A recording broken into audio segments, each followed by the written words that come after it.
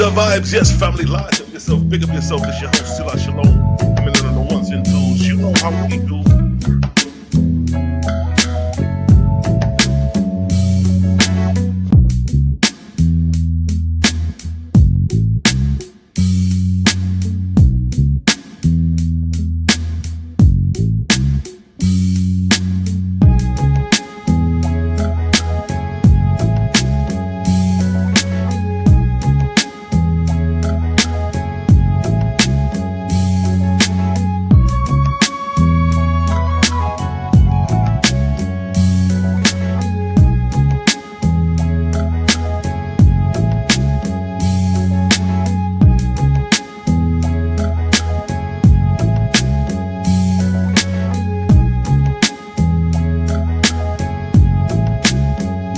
It's the vibes.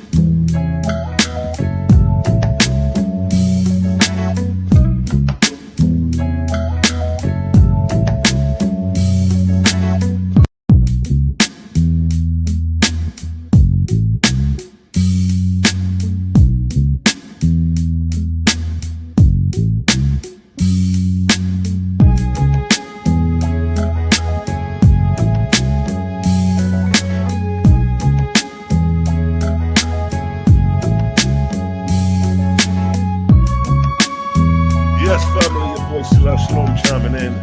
You know how we do. On the ones and twos. Be outside. It's the vibes. On this foggy, rainy day. Been having an overcast for the last week now. And it's all good, because it's the vibes. Yes, family. Adrian decided to come on live. Yeah. Large up yourself. Big up yourself. All praises to the create a gang in the building. You know how we do. /Shalom on the ones and twos. You know how we do. It's a blood clot vibes. You dig? We're trying to get it all right.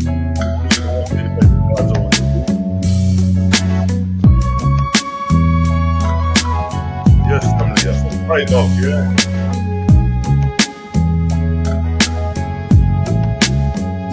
It's the vibes. My phone on vibrate.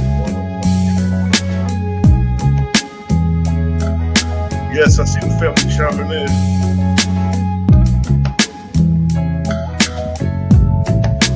I see the family chiming in.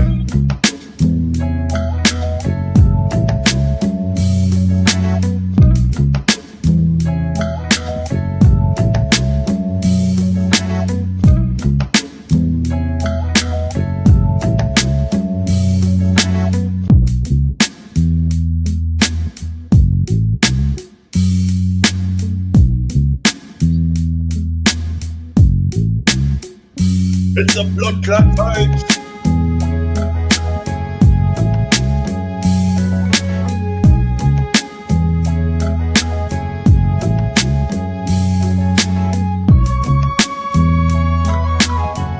Yes, family. We see what chiming in. Brazil must see you. Where's that big man? Must see the God. See the God. Yo, I still ain't get to the music. Oh, I be so fucking busy. Yo, but may I forget to you soon, King. Get to them lyrics soon, my brother. Johnny, what's good? I see you. Peace to the fam. Johnny, I see you. Where's that big man? Zachary, Yahoo, Yashara, Allah. Where's that big man? Large up yourself. Peace to the God. Yo, I was at the park walking yesterday with them dogs, man. Slightly getting rained on. You know how we do. Peace to the God. John Mason, where's that big man? Large up yourself. Tekiva, you're done. Don't pick up and large up yourself, Tekiva. Sister in there. Create a gang. You know how we do. Shout out to the real. Where's it? What a blood clot vibes. You don't know the system in order, yeah? Kazman, where's the big man? Dreadful Kazman. Yes, my brother. Set apart. Iman, where's the sister? Large up yourself, big up yourself, yeah? Yes, family, you don't know how we do. It's a blood clot vibe. Yeah, you know what I mean? I just decided to get on, man. No particular topic, although we still on the topics of the God question. You know what I mean? Question the gods, I mean. You know, we spoke on... Yeah, we're not filming that yet, but that yesterday or the day before. You know what I mean? We spoke on the plurality of the gods. That was the last thing on questioning the gods. We spoke on the plurality. You know what I mean? We basically showed and proved how God is plural in the beginning and it's not one God. So if you claim to be worshiping one God, then that concept and ideology came much later in Scripture and not in the beginning. And so if we're not worshiping one God in the beginning and a multiplicity of gods, now you got to raise the question. Question the gods. You dig? It's a blood clot vibe. Yo, large up yourself. Big up to my brother Malachi Maccabee in the building. Honor and humility. SCL. Go like and subscribe to the brother. Go like and subscribe to Set Apart Living. You know what I mean? With the sister and them. Go subscribe to the sister and Set Apart Living. Or Ima, if you want to put your other YouTube login, and you know what I mean? I'm telling people log in. You're dead. Big up yourself. Yeah, like I said, man, we was talking about the plurality of the gods. So if God is not one in the beginning and he's a multiplicity of gods in the beginning, then that's a raise the red flag. Who are you worshiping? Is it Creator? Hell no. Creator is not a whole bunch of beings. When God say, let us make man, man has become like one of us, these are the things you must question. These are the questions that Dr. Malachi Z. York raised up back in the 90s.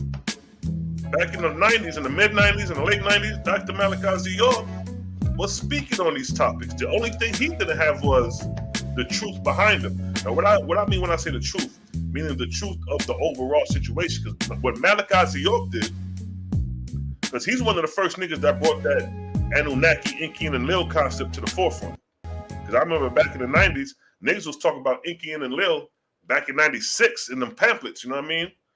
And I was reading that shit, you know what I mean? I'm a teenager reading this shit, but you know, you ain't fully grasping what you're reading at the time. You reading though. And so until now I'm looking back like, damn, this nigga Malachi York was talking about the Anunnakis in 95 and 96 when social media came out after 2000 is when the whole idea of the Anunnakis, the Illuminati, the reptilians, all that shit blew up when social media came out. Prior to social media, when you had to goddamn either had a VCR tape to see these secret society videos, only a few knew this shit. So Malachi Z. York had an advantage because he was hip to the knowledge that was considered occultist or secret back then. So the shit we talking about now, he was talking about back then when the people wasn't even ready for it. See that? He's the one that was telling niggas about Inkian and Lil and the Anunnakis was the gods of Genesis. He was telling niggas that shit back then. And back then I wasn't comprehending it because I wasn't aware of the Anunnakis. So I'm like, I hate what he's talking about. You know what I mean? But as you get older and you start studying and look back, you realize how niggas was on this shit long before you was. So it's like, damn, let me up this though.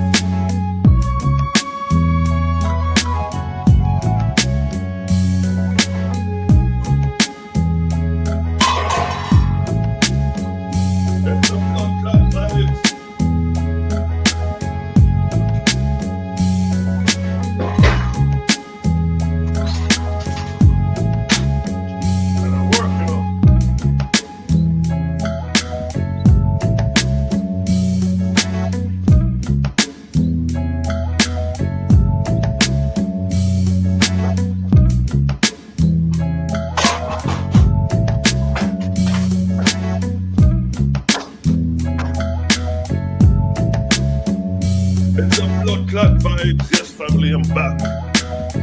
Doing 101 things, but that's me. I'm a multitask person. You dig?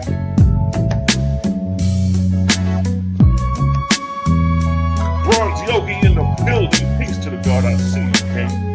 We just vibing out. Yeah, Babylon? Yeah, Babylon, I drive by. You know what? Let me crack that window a little bit.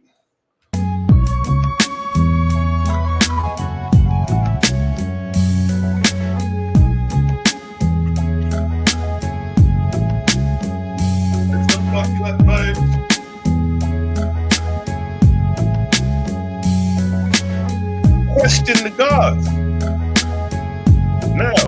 thing is this. Your God commanded not to kill, not to murder, and those things, right? God promised Abraham the land of Canaan, flowing with milk and honey. Let me see if I can find that verse where it talk about Abraham being promised the land of Canaan.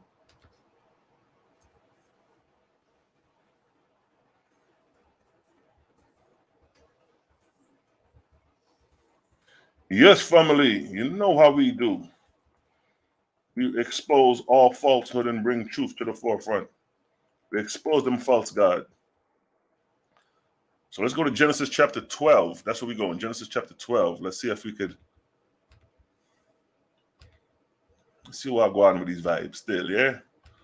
We're gonna get into this land thing. You know what I mean? We're gonna touch on that. I had no intentions of speaking on nothing. I just got online and I'm just letting the spirit flow through me, direct inspiration, and whatever come to the eye, I'm just forward, yeah? Just so I'm doing it. I got some presentations I'm working on, but I gotta get back to them presentations. I gotta really sit down and get to it, but I've been so busy doing other things, filming, you know what I mean? Producing, editing. Yeah, man. Man, I have to do a lot of works, yeah? A lot of works, and then, you know, you don't know. All right, so let me go to Genesis chapter 12, verse 1. All right, let me take off the Strong's Concordance. Let me come back to y'all. See y'all still there. I see the family in the Billy. Kayla, I see you. Peace to the sistren. Peace to the sistrens, yeah? Kayla is the oracle. That's the vision, the dreamer. You know what I mean? We got dreamers dreaming, writing down their visions. When you dream, it's good to write down your visions, though. You know what I mean? Like a lot of females, they're very intuitive. I can't pronounce that word. I would be fucking up. Their intention, their discernment be off the chain. They have dreams, and a lot of times the dreams is a sign for something to come, or a sign for you to get out of a situation, or a sign for you to enter a situation. But you are responsible for being the interpreter of the dream. You dig? Yeah, see our true beauty. I see you. What's good, family? Messiah, yeah? Let the rhythm still play while the eye in the roll of a spliff. In the roll of a big head spliff, yeah? So we're going to touch on this land because, you know, Abraham was given the promised land. So we're going to talk about this promised land. How do you obtain this promised land? We're more shit in it. All right, bomb. Chapter 10. Let's scroll down. I got some shit for your ass on this one.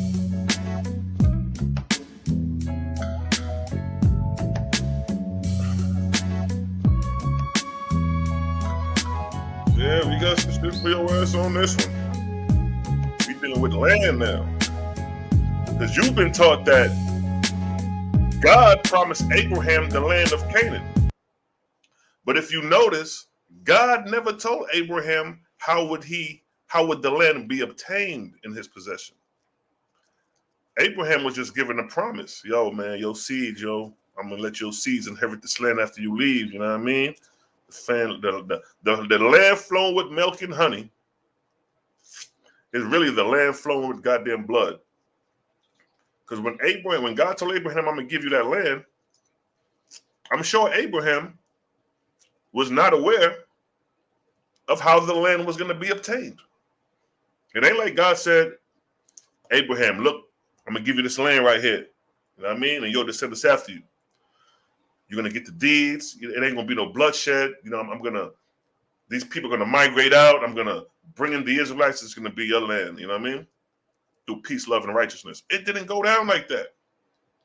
God promised Abraham the land of Canaan, and when it was time for Israel to obtain the land of Canaan, they obtained the land of Canaan through bloodshed.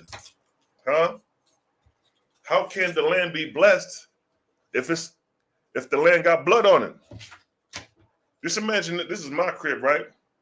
God promised. All right, so I'm not here yet. God promised my forefathers this house. He said, yo, I'm going to leave this house for your son's inheritance. When you get here, bam, it's all yours. That's what God told my father. Like, all right, cool, boom, boom. But now when I come to my house, when I'm here now, somebody living in the crib. And then God tells me, yo, I promised this crib to your forefathers. What I'm going to need you to do, I'm going to need you to get a couple of soldiers. Y'all going to bear some arm. I need you to get your gun. I need you to get your sword. And what I want you to do is run up in that house and kill everything in your house that was promised to your forefathers. I want you to kill a man. I want you to kill a woman. I want you to kill the infants and the suckling, the ass, the goat, the dogs. I want you to kill everything in the house because this house belongs to you. Now, me hearing that, I'd be like, well, God damn, ain't you God? Why I got to do all this bloodshed in order to attain this house back? And then when I commit the atrocity of bloodshed to obtain the house back, guess what? I got blood all on the ground of the house. I got lingering spirits in the house because I done slaved many in the house and their spirits are still lingering. See, God didn't tell you about the lingering spirits. Your God didn't let you know that after you die, them spirits be lingering. So your God did you a disservice because he didn't let you know what the outcome was going to be. Let me get the ashtray and then we forward. Then we're for forward.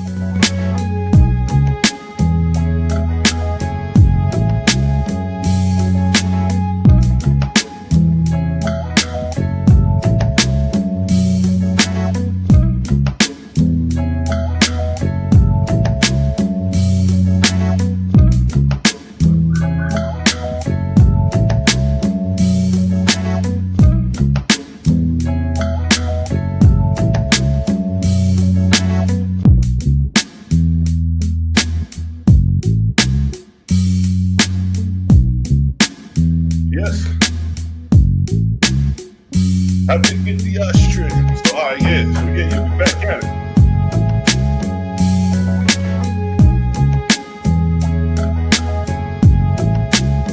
Hell yeah, they be happening, yo. Should be happening indeed.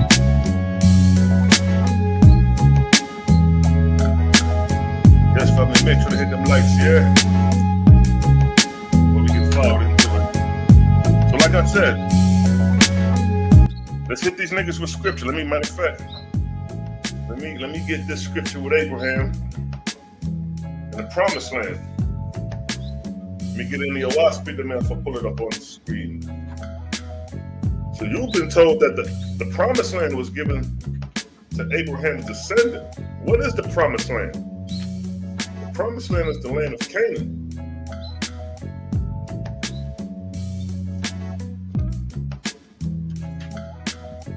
To get into this promised land thing. Question the gods.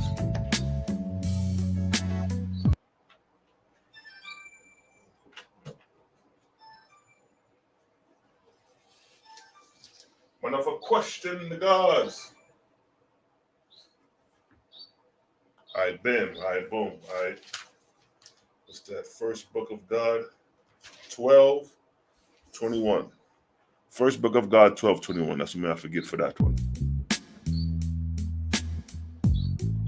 12:21. All right, bomb. Oh, it's over now. It's over for you niggas. You know me. You know me. It's over for you little nigglings. All right, so check it. We're gonna go. We're gonna touch on this whole promised land shit. Malachi Maccabee with the three-pointer. Ye shall not pollute the land wherein ye are, for blooded defile the land, and the land cannot be cleansed of the blood that is shed therein, but by the blood of him that shed. Look at that, man. See? It's over for you niggas, man. Why you have to give me that verse? You know I'm about to rub that shit into the goddamn dirt on these niggas. Numbers 35:33. It's over for you niggas. See? Numbers 35:33. Oh yeah.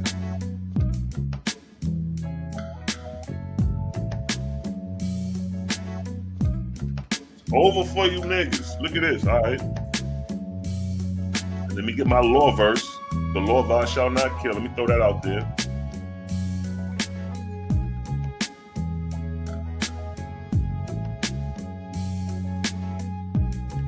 Exodus 20:13. Exodus 20:13.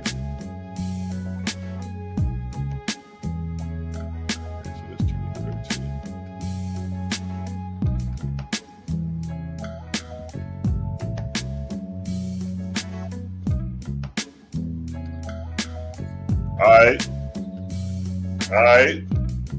Let me organize this right.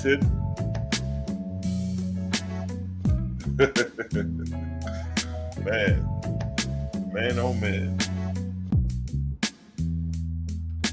Peace to the righteous. Where it said good night, good morning. Where it said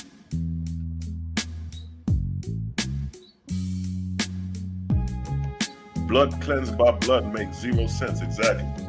That's like me cut myself, washing my hand with my own blood like I'm cleaning myself. Yo, now I rinse them blood clots. All right, so check it. Let's first start off by me lighting the spliff. How about that? Yo, it's sad that some of these niggas ain't got no sense of humor too, man. You know what I mean? I be watching some of these fakers, these other fakers who don't have no soul. When I say no soul, they have no creative element. When we say creative gang, you got some people that are actually getting offended. I see what Guy Harris, you know what I mean, talking all the time. Him and Cosmo Cal had some words of disagreement, and all of a sudden, it's like you far left. A gang is this, that, and third. And, a gang is, when you define the word gang, yo, my nigga, let me tell you something, bro. We are the hip-hop generation. Everything we do is not going by book definition. It's like when Hitler took the swastika. The swastika is a sign that comes out of India referring to energy flowing in multiple directions. Let me show you. The swastika. Show you how ignorant some of our people are. I don't care if you will fake this or not. It's like when you don't have your way, you don't know how to handle that shit. It's like you start bitching, and then you already got the transatlantic slave trade hanging over you niggas. So Europeans, you best be on your best behavior. Because all we got to do is just bring up the transatlantic slave trade and show what your ancestors did to us. Nor are any of you motherfuckers recompensating back what your ancestors did. You're not giving up no land. You're not saying, you know what? Let me go help the black community in the black ghettos because of what my ancestors did, because we are in this condition because of your goddamn ancestors. Now, when we look at the swastika, right? When we look at the swastika, because I ain't with the fake shit, nigga. I'm going to call you out by name if you on that fake shit. Tough love. It's tough love over here. If you can't survive, take your ass out the kitchen if you can't handle the heat. This is the swastika, right? This shit comes out of India. But Hitler took this same symbol and made it for evil intent. Because when you see Hitler with the swastika, what you think of? Nazi Germany, you think of all the evil shit in the world, right? But essentially, Hitler took a symbol that represented energy flowing in all directions and made it into something else. We took gang and made it into something else, something productive, something to say, yo, if you have young children who are into gang banging and they hear create a gang, guess what? They hear the word gang is going to draw their attention. What they talking about? What they mean by create a gang? It's drawing them in, nigga. That's what the fuck you forgot. Your duty here is to lift up the people. And by lifting up the people, you got to find different strategies, different methods to lifting up the people. You can't come to a goddamn hood in the ghetto and can't relate to the people and think them niggas going to rock with you. You got to give something that they can relate to. And plus, we come from this environment. Some of you niggas, Guy Harris, nigga, you live in South Carolina. You don't even associate with nobody. You a loner. And you know that OAHSPE speaks against isolation and being lonely.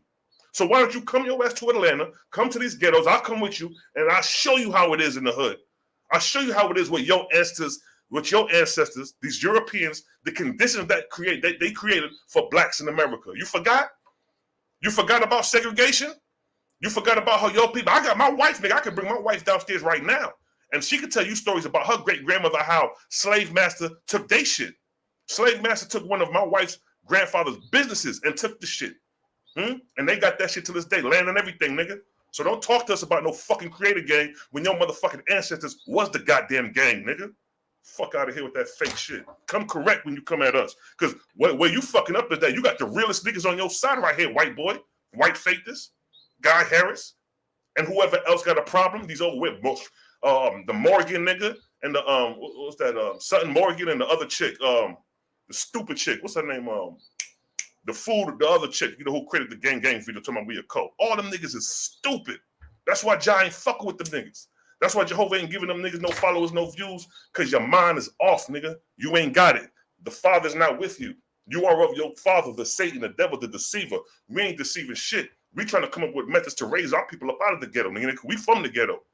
Your ancestors is living off of what we built, motherfucker. You forgot that? Who built these goddamn railroad tracks from the East Coast of America to the West Coast of America? Slaves, nigga. We did that shit. So don't get upset over no goddamn argument over disagreement over words, or because we decide to use the word create a gang and that shit is gaining momentum and you in your feelings. Stay your ass over there. Get the fuck out the kitchen if you can't take the heat. Because you got real warriors over here. Don't the OAHSPE talk about warrior faithists? What the fuck you think that mean? They defend the innocent. If I see a child getting beat up by a grown-ass man, guess what I'm going to do? I'm going to wear that grown-ass man out. I'm going to beat his fucking ass in defense of that innocent one. That's what you call a warrior faithist. You niggas ain't warrior faithists. You are of your father, the drunks and the drudges. Because it was your ancestors that did not allow us education in this country.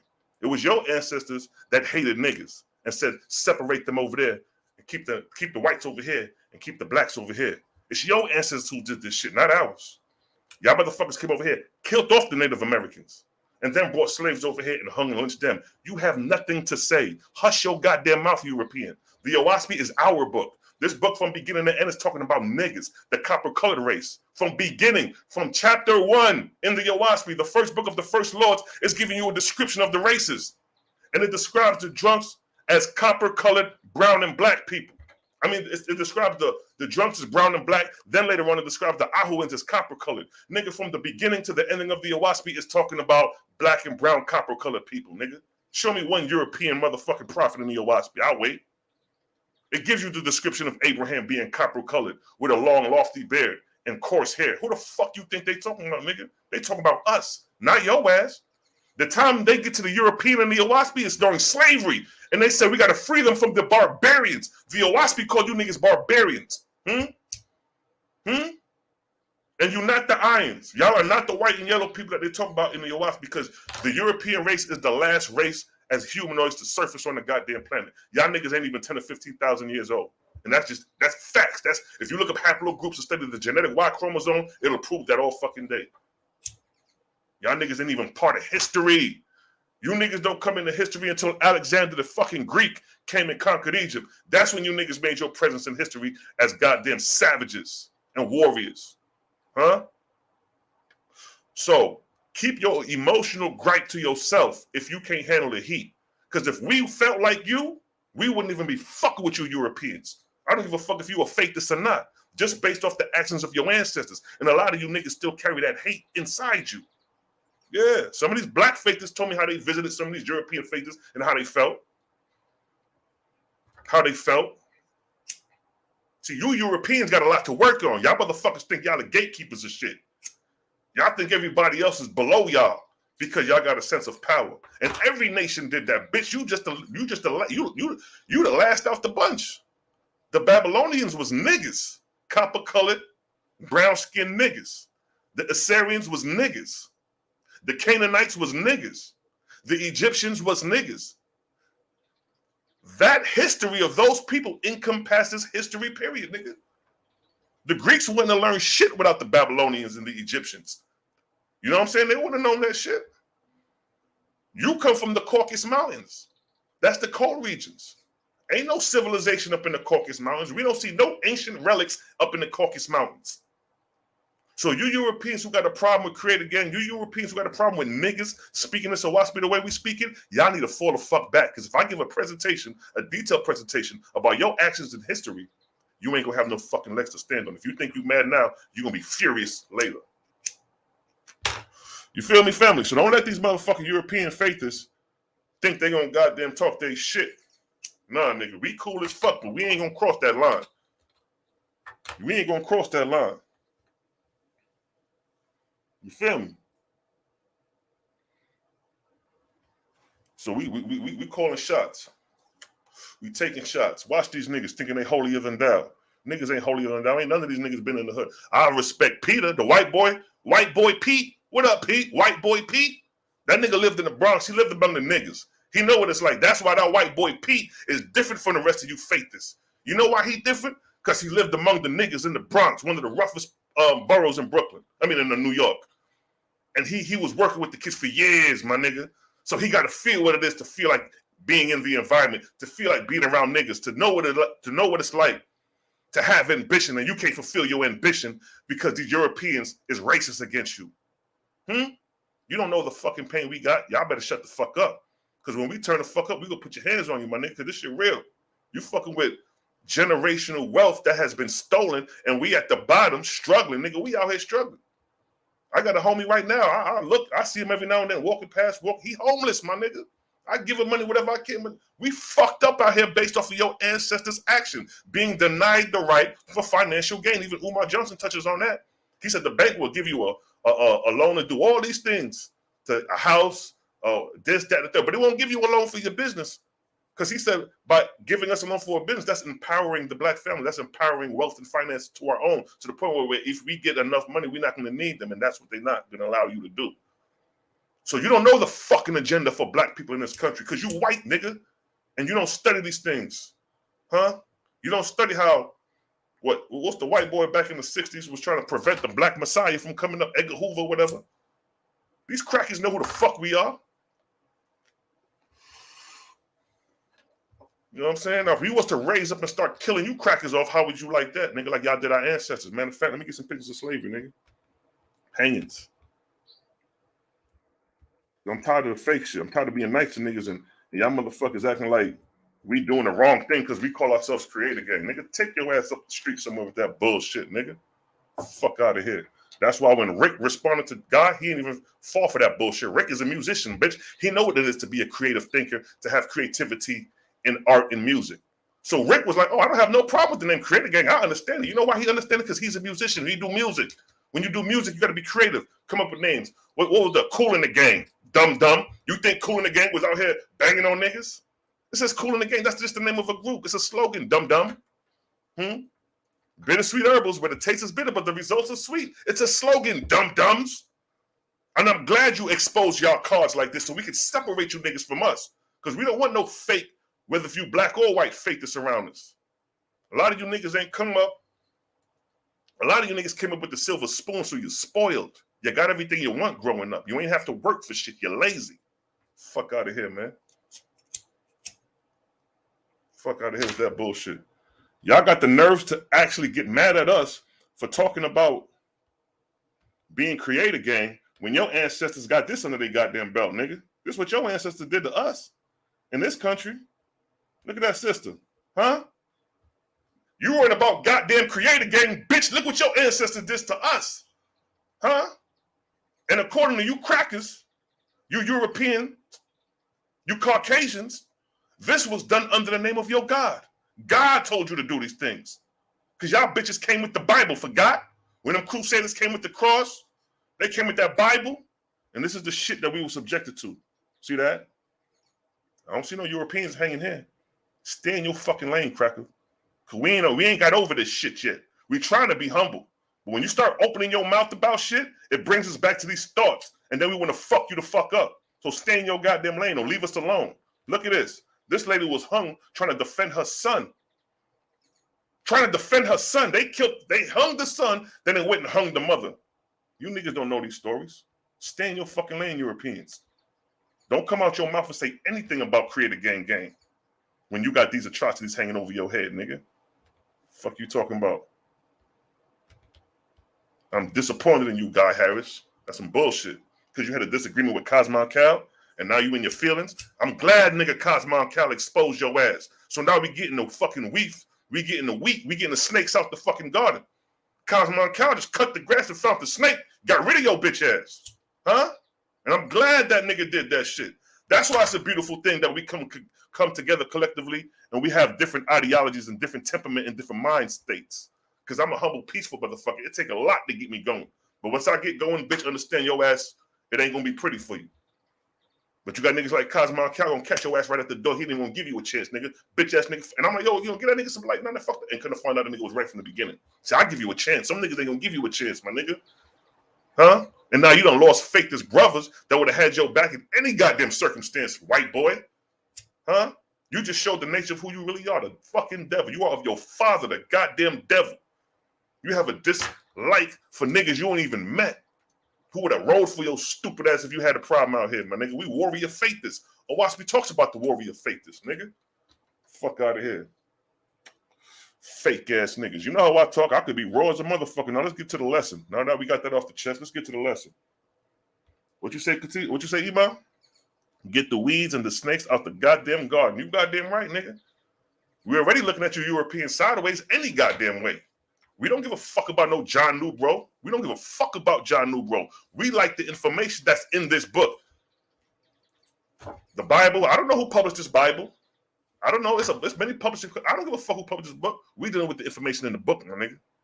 John Newbrook could come to me right now in spirit. I'll be like, hey, what's up, nigga? Yo, know what I mean? I'm glad the creator used you to get this information out, but nigga, you ain't shit to me. You just another man just like me. God could have gave me this revelation just like he gave to you. We don't worship men over here. We acknowledge creator, and this book is a guide for us to acknowledge creator. Simple as that. Y'all niggas over here running behind Jesus, worshiping Jesus. No, we don't worship no men. Creator gang only, yo.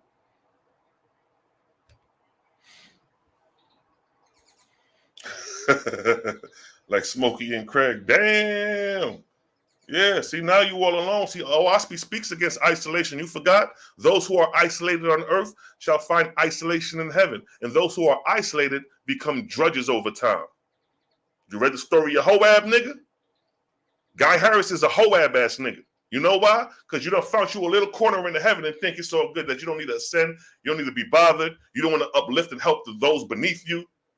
You just want to stay in your little corner and fabric light. They was folding light. That's what you're going to do, nigga. Go fold some clothes in your heavenly kingdom if you ain't going to come out here and help. Fuck out of here.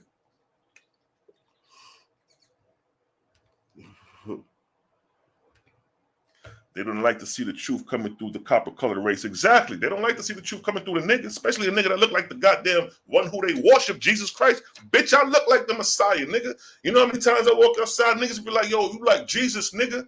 Young niggas and old people be telling me that shit. I don't be studying that shit, but this is what they say. So they see the presence of God when they see me. They see a black Messiah when they fucking see me. What they see when they see you, Guy Harris? They see a goddamn slave master, nigga.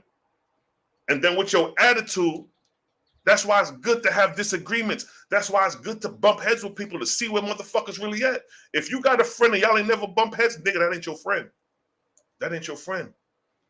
Because you can be friends with a nigga for 2, 3, 4, 5 years. And as soon as you bump heads with that motherfucker, he done showed his true colors. You're like, damn, this nigga wasn't really rocking with me anyway. What this nigga intent was really. But enough of the fake shit. Let's get to the scriptures. Let's get back to these fake-ass false gods and their fake-ass followers. So now the question is, question of God, we're talking about the land of Abraham. God promised Abraham to give him the land of Canaan. He didn't say how, but he told him he promised the land. So let's go to Genesis. Matter of fact, let's first start off with Exodus. Let's start off with Exodus.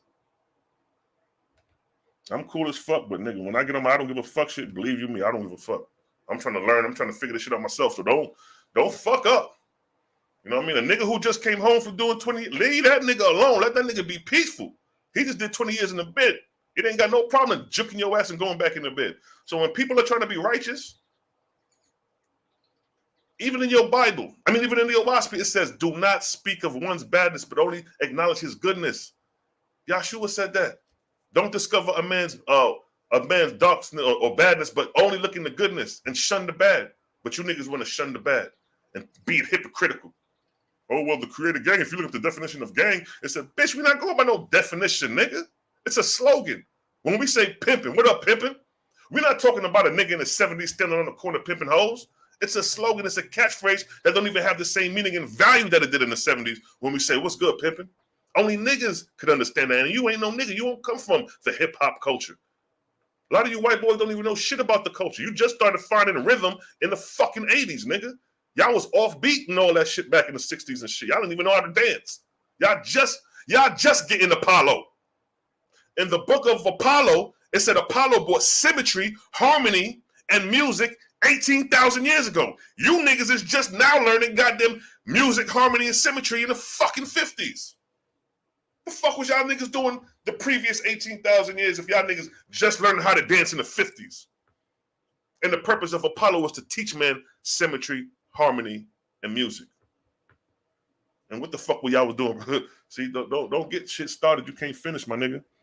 Our swords is very sharp over here. We don't fucking play around, man. I'm a peaceful person, and I deal with a lot of bullshit, and I tolerate a lot. But there comes a time when I'm going to have to expose the bullshit because y'all niggas is fake. And I don't like fake shit. Selah Shalom is what y'all know me by. On the streets, my name is Reality. When I'm on the streets, niggas don't know no fucking Selah Shalom. When I step outside, one day I'm gonna go live in the hood and just go live and let y'all see what the people call me. These niggas don't know no Selah Shalom. You know Selah Shalom. They know me as Reality. Oh, that's Reality. That's the big homie right there. That's That's the big homie. Leave that nigga alone. See what I'm saying? My name, I got a rep out here. Good and bad. Niggas know not to fuck with the big homie. Respect the big homie. That's the young niggas. The niggas who's out here a young nigga just got murdered right here. Just the other day, last week, at the gas station, where I frequent. Car came, bop, bop, bop, bop, bop, shot young boy, 17-year-old dead. It goes down. Niggas is not playing. So don't get it twisted for a second like we some fakers and we some nice, cuddly, loving motherfuckers. We fuck shit up too. Read your OAHSPE. Read your OAHSPE. Look at the stories of the prophets. It was bloodshed going on. Read the story of Zarathustra. Bloodshed. Read the story of Capilia, his stepfather. Bloodshed. The nigga said, yo, I have killed many men in my days. This is Capilia's stepfather saying this. But this is in the OAHSPE. The same book that's telling you to be righteous and holy and thou shalt not kill, but it's letting you know the reality that, nigga, is blood in the book. It's blood on many of these motherfuckers' hands. And you bitch ass niggas is worrying about a name called Create a Game. Weak ass niggas. Law enforcement will laugh at you niggas. They said, hold up, man. Get the fuck out of here, nigga. We got terrorist threats to worry about, and you worrying about a slogan? Get the fuck out of here. Yes, family. So let me move forward now. I'm going to bring out the line of Judah, conquering still, you know? So Exodus 20:13 says, thou shalt not murder. Now, this is after Abraham. This is in the laws of Torah with Moshe. But thou shalt not kill has always been since the beginning. We're not going to play like, oh, you know, it's only until Moses when, you know what I mean, thou shalt not kill. But prior to Moses, it was okay to kill. Fuck that. We're not doing that. That's fake. Thou shalt not kill is a commandment, a law, and a statute. And as you see right here in Exodus, this is coming from God. Thou shalt not kill. Thou shalt not steal. Now, two things to keep in mind. Genesis chapter 12, verse 1, it states, and the Lord had said unto Abram, get thee out of thy country, and from thy kindred, and from thy father's house, unto a land that I will show thee. I will make of thee a great nation, and I will bless thee, and make thy name great, and thou shalt be blessed, and thou shalt be a blessing. So first he's telling to leave his father's house. I'm going to show you unto a land that I will show you. So he's telling Abraham, I'm going to show you a land. I'll show you this land, right? And I will bless them that bless thee and curse him that curse thee. Let's stop right there. See that? So all you fucking fakers, all you goddamn hating ass Israelites, if you put a cursing on us, if you thinking badness, bitch, that shit coming right back on you niggas' heads. Because I don't sit around and make videos about you niggas, about your personal lives, or about your past history. I don't even mention none of you niggas' names in none of my videos. None of my videos. You don't even, honestly, y'all not even a thought. But for you to sit here and be dwelling and thinking about another man and about you just despise this man because he created a catchphrase or he's getting more followers than you and you in your feelings and you got this thought in your mind and you want to bring him down or you want to start voicing your opinion about how you disagree. Curse him that cursed thee. So again, and I will bless him that is blessed thee. I will bless them that bless thee and curse him that cursed thee. So if you niggas sending curses out my way, bitch, that shit coming right back to you. Because creator know my heart, nigga, it's created only over here. That's why it's created gang. Because we a gang of people who follow the creator, dum-dum. And in thee shall all families of the earth be blessed. So check it.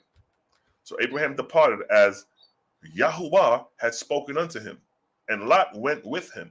And Abraham was 75 years old when he departed out of Haran. So now he's being told to goddamn leave his land and go to this land that God is going to show him. And Abraham took Sarah his wife and Lot his brother's son and all their substance that they had gathered and the souls that they had gotten in Haran. And they went forth to go where? Into the land of Canaan. And into the land of Canaan they came. Now, this is what Israelites do not, they don't use their mind. It says, and they went forth to go into the land of Canaan, and into the land of Canaan they came. Now, the question needs to be asked.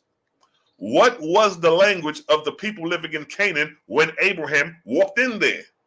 Because Abraham could not be speaking the language of the Canaanites, because Abraham is from Ur of Chaldea. They do not have the same language.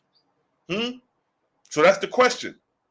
And they went forth to go into the land of Canaan, and into the land of Canaan they came. Which language was the Canaanites speaking? You know what language was these niggas speaking? What's that shit called? That's what they were speaking. That's what they were speaking. When Abraham walked up his ass into the land of Canaan, this is what Abraham came in cahoots with. The Paleo-Hebrew language. They was already speaking the language and Abraham got in the land, dum-dums. Huh? Paleo and modern Hebrew. This is the Paleo right here. This is what Abraham bear witness to walking into the land of Canaan. The Aleph, the Bet, the Gamel, and all that.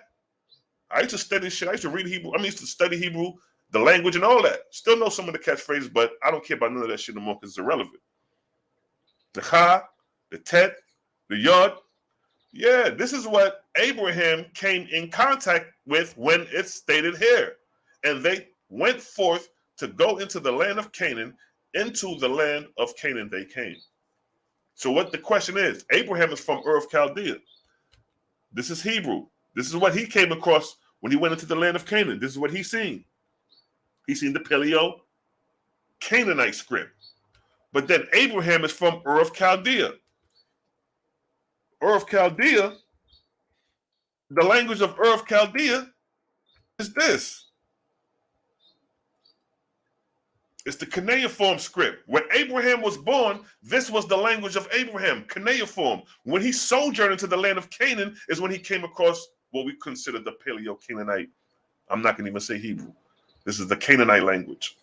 Abraham, if you want to be technical, the language of the forefathers of Abraham, the language of Abraham is cuneiform. If you want to learn Abraham's language, you go to cuneiform. That's the language. If you want to find out about these stories, go to cuneiform.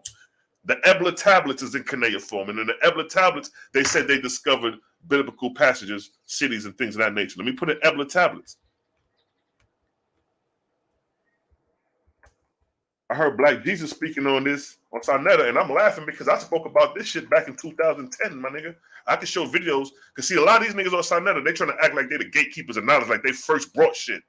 Any of these niggas try to act like, oh, I got the Ebla tablets, I was the first one to speak it. Bitch, I'll show you videos from 2010 that I got talking about the Ebla tablets, and then I'm going to ask you, show me your video at that same time period talking about them goddamn Ebla tablets. A lot of niggas didn't even know shit about the Ebla tablets till I brought that shit out over 10 years ago dealing with the Wars Against Jehovah videos. But I ain't going to be sitting here and boasting and bragging. Ben knew about the Ebla tablets. So the Ebla tablets, look what it said about the Ebla tablets.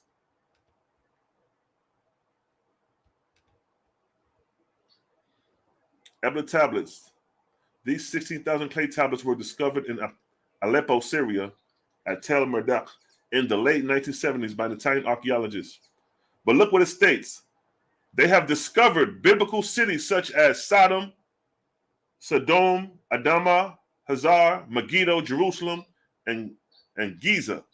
Names such as Nahar, Israel, Eber, Michael, and Ishmael. Biblical words thought to have developed much later. So they letting you know it's in the cuneiform. If you want to find the missing stories of biblical passages, go to the cuneiform. That's where it's written at. And this is in Syria. So you got the whole Mesopotamia coming into Syria where they got the cuneiform script. But then when you go deep into the land of Canaan, is now when you come across the Paleo-Hebrew.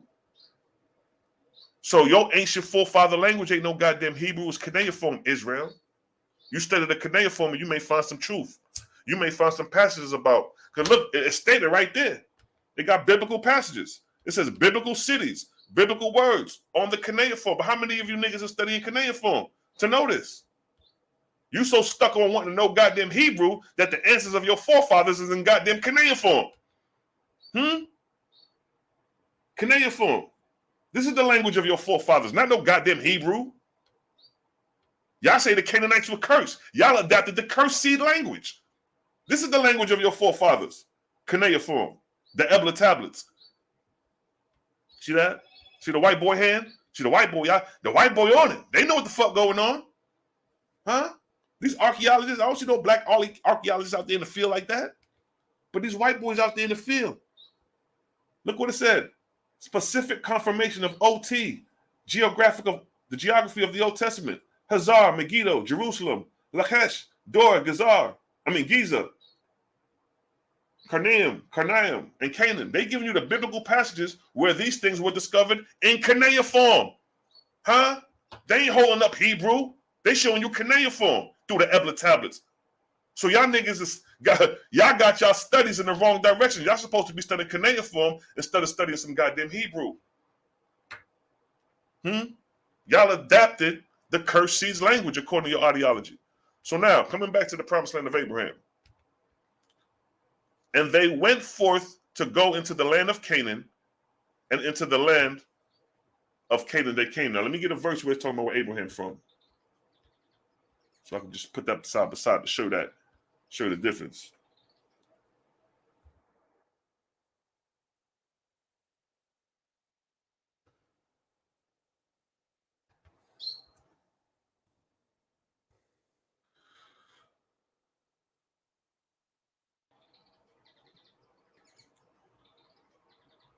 Let me see. All right, right here. Let's look right here for a second. It says, now Terah lived 70 years and begot Abram, Nahar, and Haran. This is the genealogy of Terah. This is the genealogy of Terah. Terah begot Abram, Nahar, and Haran. Haran begot Lot, and Haran died before his father Terah in the native land of Chaldea. Now let me get that. Genesis 11:26. Let me get that. Genesis 11:26. Let me get that here. Genesis 11:26.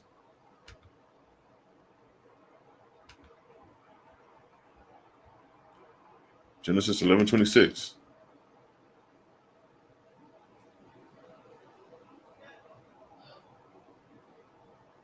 Right, 28. Look. And Haran died before his father Terah in the land of his native of Ur of Chaldea. These niggas is from Ur of Chaldea. That's where Abraham from.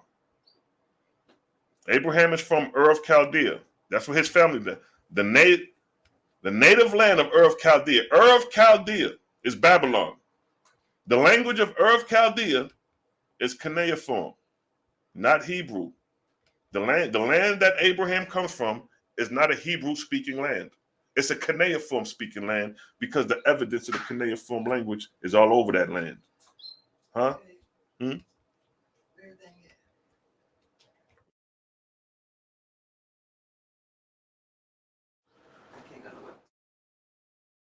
on. So yeah. So the cuneiform tablets is the closest reference you're going to get to biblical passages. Y'all niggas need to be studying the cuneiform. That's your goddamn native language, nigga. Not no goddamn Hebrew, but now to move on. So I just want to show that Abraham and his people come from the land of his native land of Ur of Chaldea, while in Genesis right here, it's telling you that they went forth to go into the land of Canaan, into the land they came. So they're going into foreign ground. They're foreigners. Like them saying the island, you're a foreigner. When I went to Jamaica, them saying, yo, you was a foreigner. So them Canaanites seen Abraham coming into the land, them niggas started screaming out, yo, where I say foreigner? You was a foreigner in my land. Where I say big man? That's what the Canaanites telling Abraham. You was a blood clot foreigner. Where I do a part of my land? Where I want to learn my language, my Hebrew language? You're not Canaanite. You was a Chaldean man. Go back to Chaldea and study about all the cuneiform language and leave my Canaanite language. That's what the Canaanites telling Abraham and shit. Now check it. And Abraham passes through the land unto the place of Shechem, unto the plain of Moreh. And the Canaanites was then in the land. See? The Canaanites already in the land, when Abraham came in there. Now the question needs to be asked, what language was the Canaanites speaking? As I state again, they were speaking the Paleo-Hebrew. That's they shit. You niggas adopted it. And the very verse is telling you, and is really showing and proving that you adopted the language.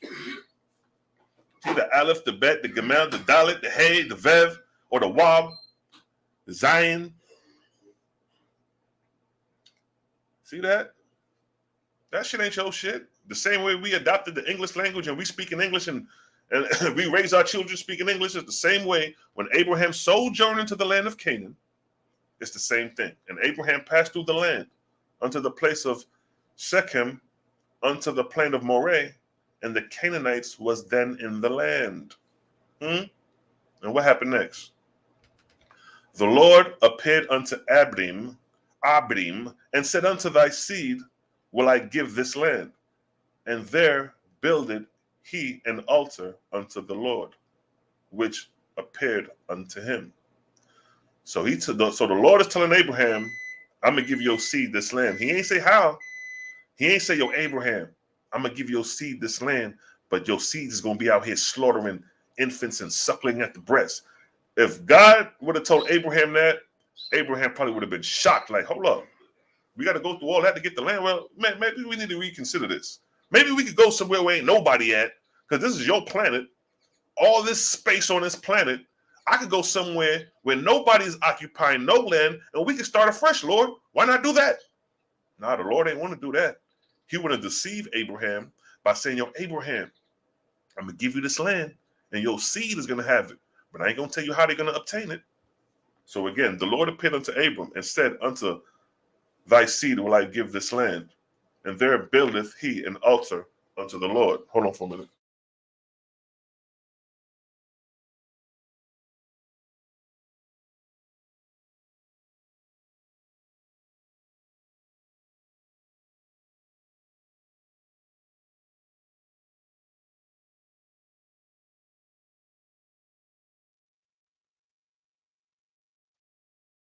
All right, so check it, right? So again, the Lord appeared unto Abraham and said, unto thy seed will I give this land, and there buildeth he an altar unto the Yahweh who appeared unto him. And he removed from thence unto a mountain on the east of Bethel, and pitched his tent, having Bethel on the west and Hai on the east, and there he built an altar unto Yahuwah and called upon the name Yahuwah. So long story short, Abraham is promised this land. Abraham is promised this land of Canaan. Now, we see that Abraham is given or is promised the land of Canaan. Now we're going to goddamn go and see how they obtained the land.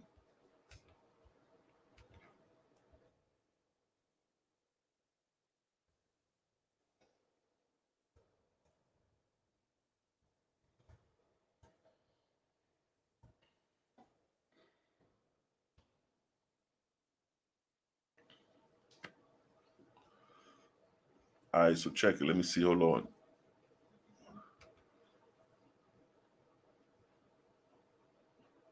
Let's go to Deuteronomy real quick. Deuteronomy chapter 20. Let's go there.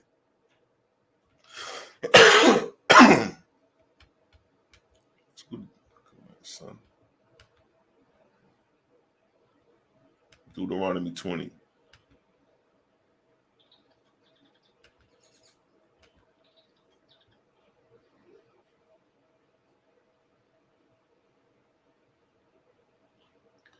Let me see. Naras, Clad. Okay. I'm at Deuteronomy.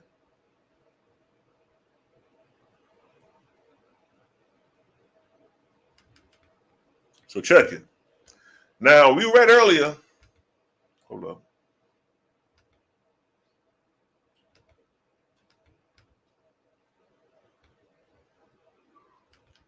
Hold tight, hold tight. Everybody hold tight. All right, so check it. We read earlier.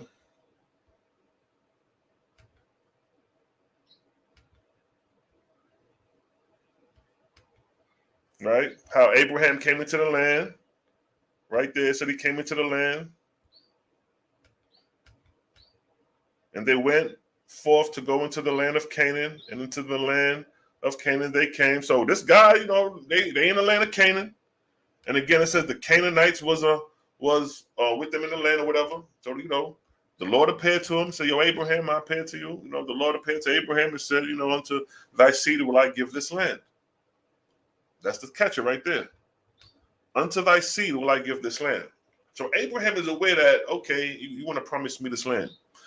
Now, a couple hundred years after, when Abraham is gone, and it's time to obtain the land, this is what's going on. This is Deuteronomy 20:16. But of the cities of these people which the Lord thy God doth give thee for an inheritance, thou shalt save alive nothing that breathes. So he's saying, I want you to kill everything that breathes. This is how they're going to obtain the land. Do I need to go up some?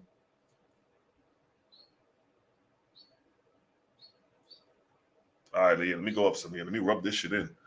Oh, yeah, some more rubbing to drive in before I come up. Let me come up. All right, we'll start from here. Let me start from 13. And when the Lord, thy God, hath delivered it into thy hands, meaning the land of Canaan, thou shalt smite every male, therefore with the edge of the sword. Why didn't God tell Abraham that shit here? Why did he tell him here? Why didn't the Lord tell Abraham, yo, when your seed get this land, they're going to be slaying shit? I wonder what Abraham's response would have been if he knew his descendants would have been warring for the land instead of inheriting the land naturally. If you're stealing the land, and keep in mind it says, thou shalt not kill, right? Deuteronomy, it says, thou shalt smite. I don't even need to read nothing else after that. Fuck it. That's it right there. Thou shalt smite. That's what I needed to know. Oh, nigga, this nigga out here bullshit. He out here trying to kill niggas when he just told me, thou shalt not kill. But now he's telling me, thou shalt smite. Fuck going on here? Is it thou shalt not kill? Or is it a time to smite now? Which one is it? And keep in mind, the Lord is putting you in these conditions. Because I'm sure it's plenty of land that nobody's occupying that they could have started afresh from the ground up. But instead of doing that, they're going to go move up on an already established civilization and kill those people, spilling blood, only to inherit the land for what? To be a promise from God? That don't even make no sense. So again, the Lord appeared unto Abraham and said, unto thy seed will I give this land. Now when it's time to get the land, the Lord is saying, the Lord thy God hath delivered it into thy hands. Thou shalt smite every male, therefore with the edge of the sword. So they talking about murdering shit. Okay, that's how you obtain the land. But look, but the women and the little ones and the cattle and all that is in the city, even all the spoil thereof, thou shalt take unto thyself, and thou shalt eat the spoil of thy enemies, which the Lord thy God hath given thee. Why didn't the Lord tell Abraham at this point that the Canaanites was his enemy? Why didn't the Lord tell Abraham and his followers to do what these niggas is doing in Deuteronomy? Why not start the cleansing from Abraham? He had followers. What, it wasn't 75 people that was rocking with Abraham? Why ain't the Lord tell them niggas to start slaying the Canaanites during the time of Abraham? So by the time we get to Deuteronomy, the land is already cleansed from bloodshed. He ain't do that. You know why? Because your goddamn Lord is a liar. He's a deceiver. He's deceptive in his ways and actions. He leads you on to believe in some shit. Yeah. All right, so check it. So we see that the Lord is promising Abraham the land of Canaan, and by the time we get to his descendants, they over here slaying, smiting men, taking the women and little children. What you think they're doing with the women? It says right here, thou shalt take unto thyself. So when they start slaying the men, they can take any woman for themselves and the little ones. And we already read in 1 Samuel what they was doing to the little ones. Let's get it. Instead of raising them up, what you think they was doing? Of course, they was raping them. You know that. But they was slaying them too. And we're going to show you in Scripture. what the Lord had you doing.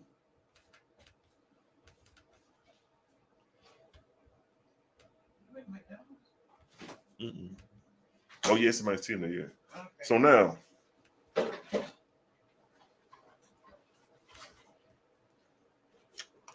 but the woman and the little ones and the cattle and all that is in the city, even all the spoil thereof, shall thou take unto thyself. So they say you can kill the niggas, because up here it says, look, thou shalt smite every male. So once they kill off the male, guess what's left? The women and the children. And what did your Lord say? You shall take unto yourself these children. But what did they do in Samuel 1:15? Go and smite Amalek and utterly destroy all that they have and spare them not. But what? But slay both men, woman, infant, and suckling. So depending on how the individual felt, they could either been raping the woman or slaying both the woman and child. Because it's verified right here that that's what they was doing, commanded by your Lord, to slay both man, woman, infant, and suckling. You think if Abraham knew all this shit was going on back here, he would have settled for that? Huh?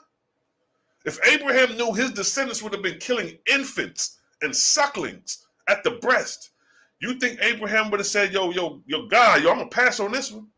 If my descendants got to go through all that and you told me thou shalt not murder and kill, we straight. We gonna pass on that. Matter of fact, take me somewhere else away from these Canaanites where nobody is occupying the land and let's start afresh.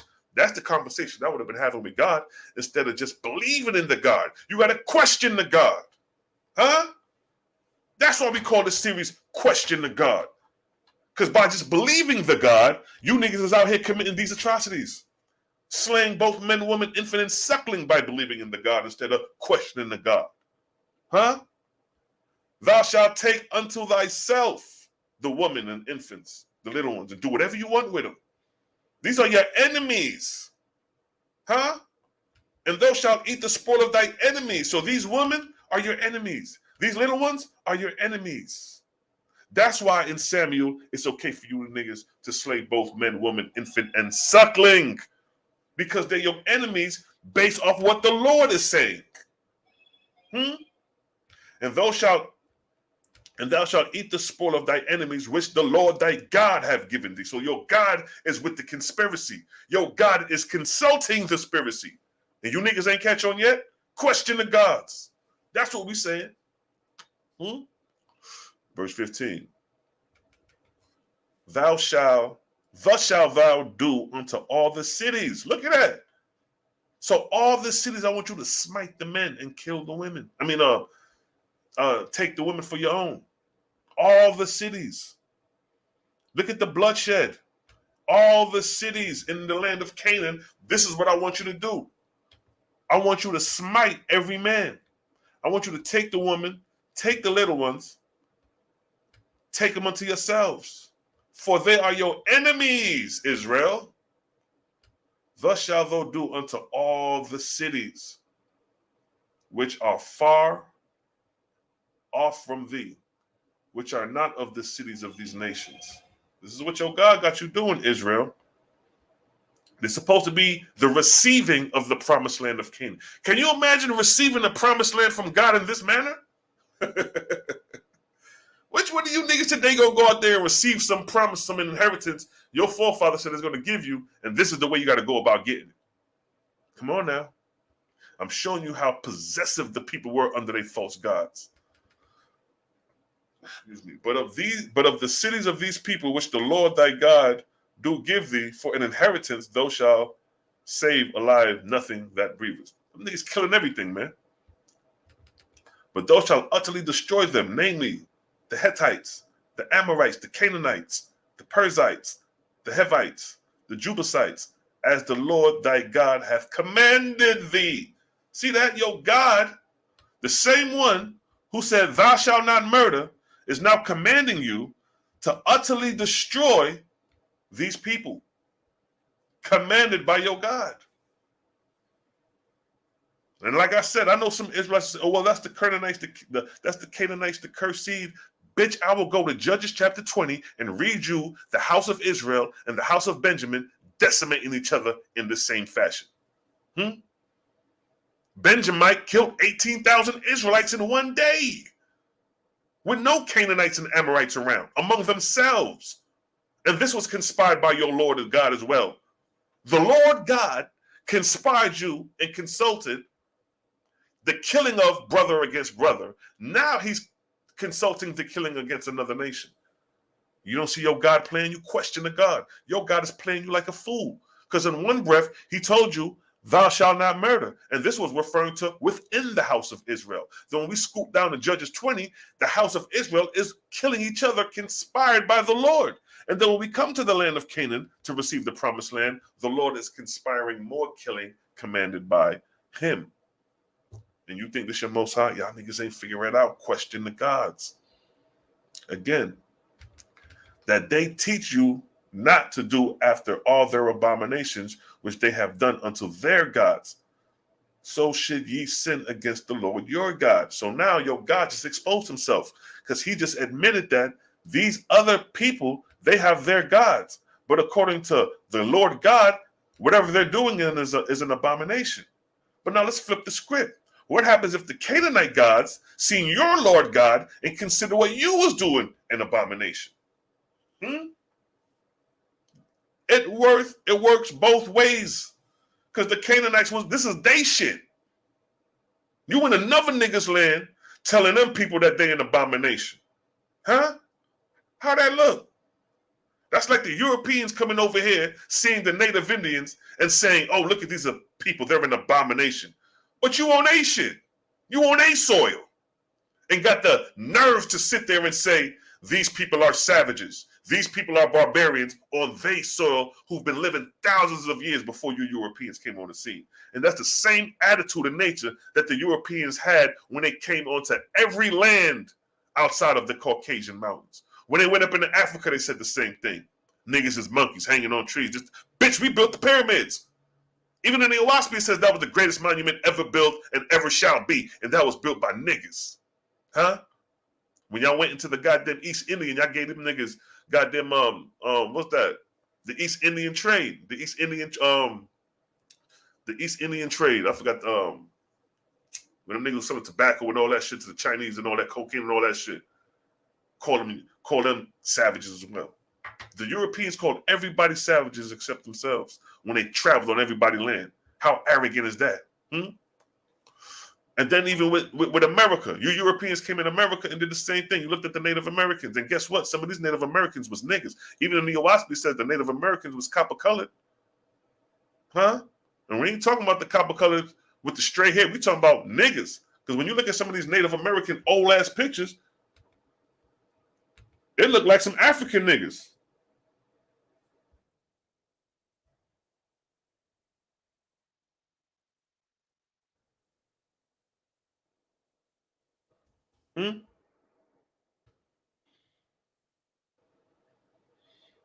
Go back to them old ass pictures of the Native Americans when they first came over here. They came across niggas. These black folks. And these is modern. I want to go back to the 1500 pictures. Hold up.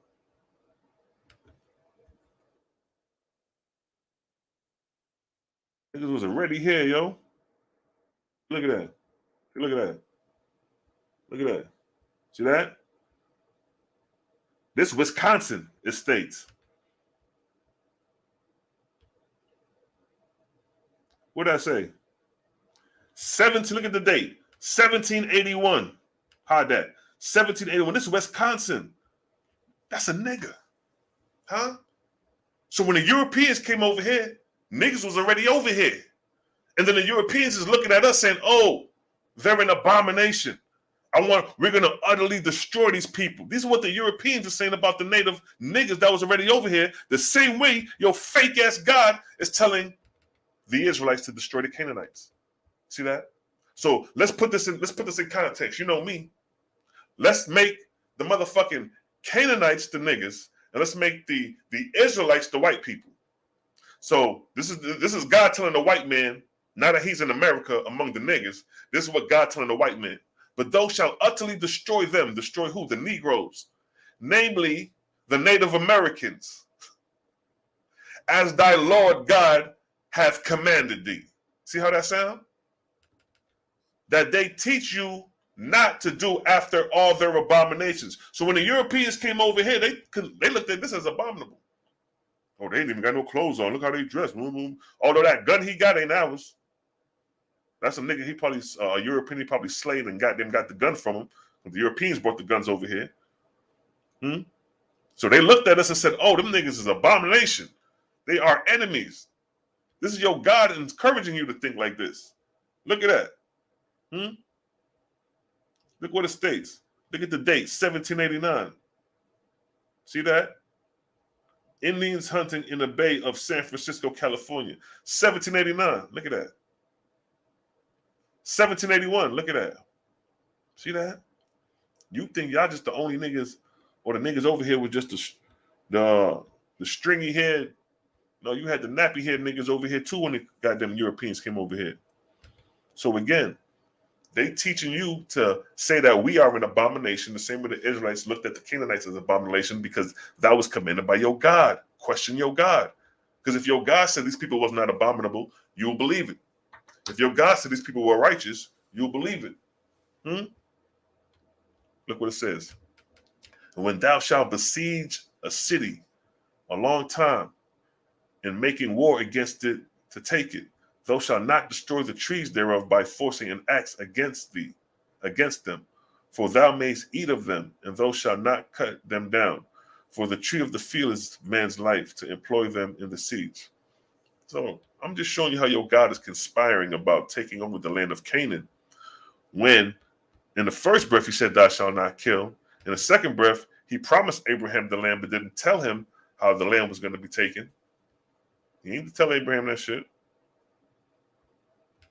And then, not only that, in the land, they committing bloodshed. Let's go back. But they shall utterly destroy them. If you utterly destroy somebody, blood gonna spill. And this is what Malachi Maccabee brought out earlier. In Numbers, he says, so ye shall not pollute the land wherein ye are, for blood it defiles the land, and the land cannot be cleansed of the blood that is shed therein, but by the blood of him that shed it. So right here, it's telling you that, nigga, the land is polluted because you niggas done shedded blood on the land. That's what it's saying. If you shed blood on this land, nigga, you polluting the land. You shall not pollute the land wherein for blood it defiles the land. So it's letting you know, like, these niggas is contradicting themselves all through this goddamn book. These niggas is murdering the Canaanites, spilling blood on the land, defiling the land, as it states right here, showing you what they're doing right here. And this is supposed to be the land that was promised to Abraham. But look how they're going about getting it. But slay them both, man, woman, infant, and suckling. Just what's going on. This is the God you trust. The same way the Israelites destroyed the Canaanites is the same way the goddamn Europeans came over here and decimated the fucking Native Americans. Same goddamn fashion, and brought slaves over and did the same thing. A lot of these Native Americans was already over here hanging niggas.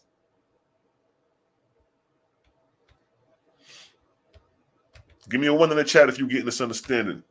Give me a 1 in the chat if you get this understanding. Then we're going to go into Abraham in the OAHSPE and show you that the promise about land to Abraham in the OAHSPE is totally different than what we just read. And that's why we say your God is false, because we're exposing these false gods.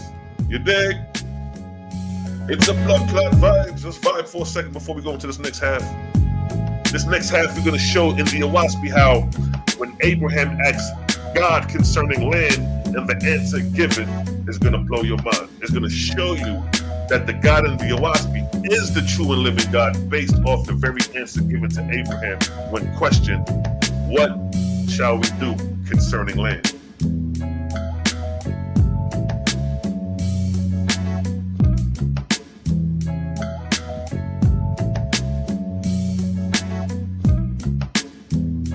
Yes, family. It's a blood clot vibes. Run the rhythm. Let's pull up the rhythm again. And see, let's pause for the rhythm real quick. We just read the decimation and killing of people just to take a land, regardless of who the nationality of the people is. Just the idea that God telling you to run up in another man's land, a land that people has been established for thousands of years. Because remember, the Canaanites was already there when Abraham entered the land. Remember that. When entered the land of Canaan, the Canaanites was living there already in Abraham's day. Now we talking about after the Exodus. The Exodus, 5th century, 14th century BC, 15th century BC. Let's say Moses, 1,000 years before that, 500 years before that, just hypothetically speaking on the biblical terms.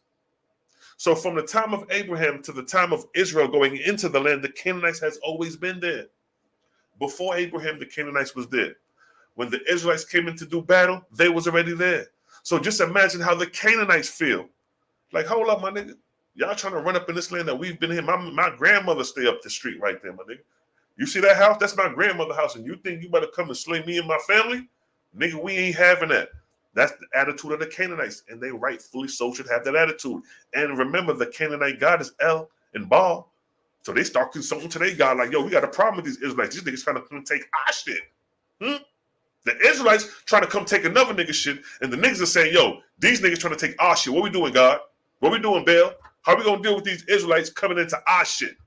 And God told them that it was a promise to take our shit. How we going to handle the situation? They ain't taking our shit. Grandma house right there. Great-grandma house and great-great-grandma house is right over there. Ain't no way in hell I'm allowing these niggas to come slay grandma. See how that shit work? See how that shit sound when you put it in realistic terms of today? Knowing that ain't none of you niggas going to run up in nobody's goddamn land and slay shit. Just like, for example, that same concept is like in Atlanta back in the 80s. Everybody in Atlanta know this story.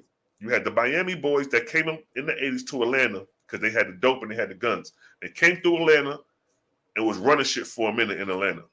But it came a point when the niggas from the city, they caught on what the fuck was going on with these Miami boys, and guess what happened? They started laying the Miami boys out to the point where the Miami boys had to go back to Miami. But the point is that the Miami boys came to Atlanta and running shit like yo, Israelites trying to run up in Atlanta, Canaan trying to run shit. But even the Israelites couldn't kill off all the Canaanites. You think the Canaanites wasn't fighting back? You think they were just slaying and getting slain? Nah, niggas was warring.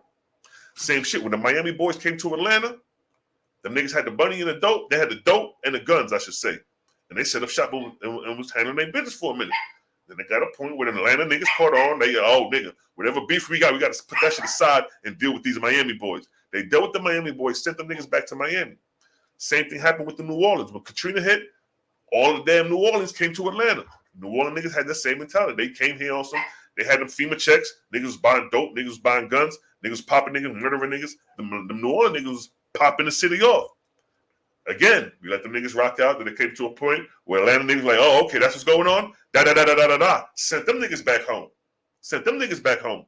So what I'm showing you is that the same concept that we face today when people intrude in your house and you got to defend your house is the same thing that was going on in antiquity, but the conspirer was your fucking God. Your God told you to run up in the trap house and go try to kill the niggas for that work.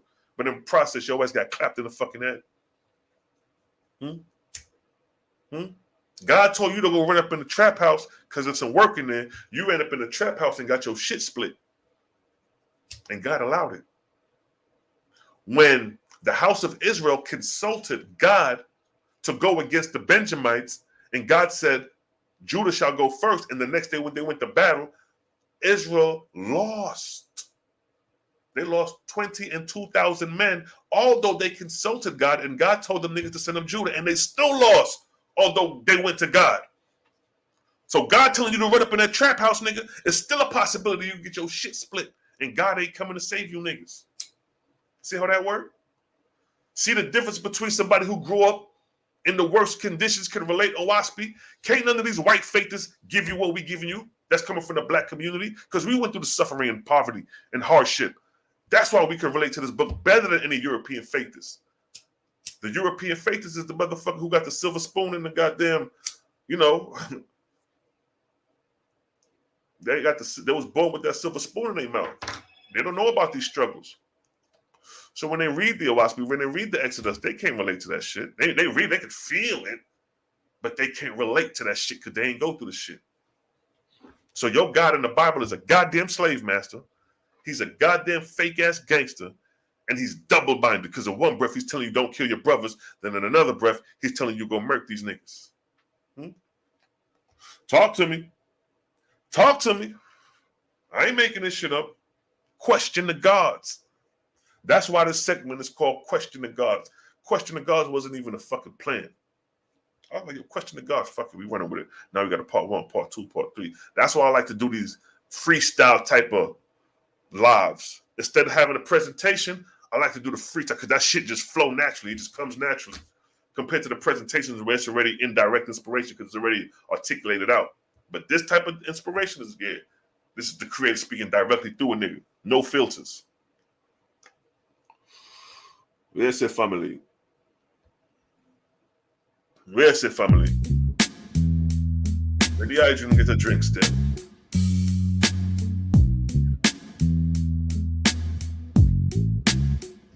It's a blood clot vibe.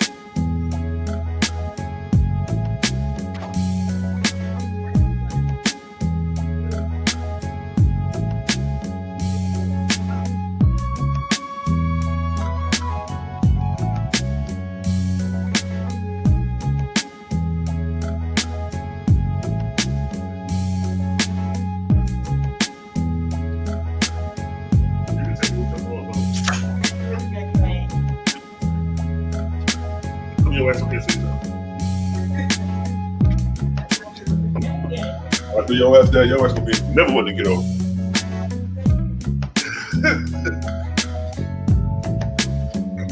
It's a blood clot vibes. When if I roll up on that spliff, yeah, you know how we keep the vibes. Positive vibration around these parts. Your host, Selah, Shalom on the 1 and 2s. You know how we do, cause it's a blood clot vibes. You ain't gonna get this knowledge nowhere else other than the Cosmonian Brotherhood, the Creator Gang family, Cosmon Cal, Malachi Maccabee, Daryl of Cosmon, 4 horsemen. Yeah, we outside, man. We outside. It's a blood clot vibes. It's a blood clot vibes, yes, family. Let me roll that spliff, yeah? And then we're gonna go into the second part of Abraham to show that in the OAHSPE, Abraham, that God told Abraham, bloodshed is not the blood clot way. You see the destruction of going in the Babylon with them God in the land of Canaan. Them a kill off.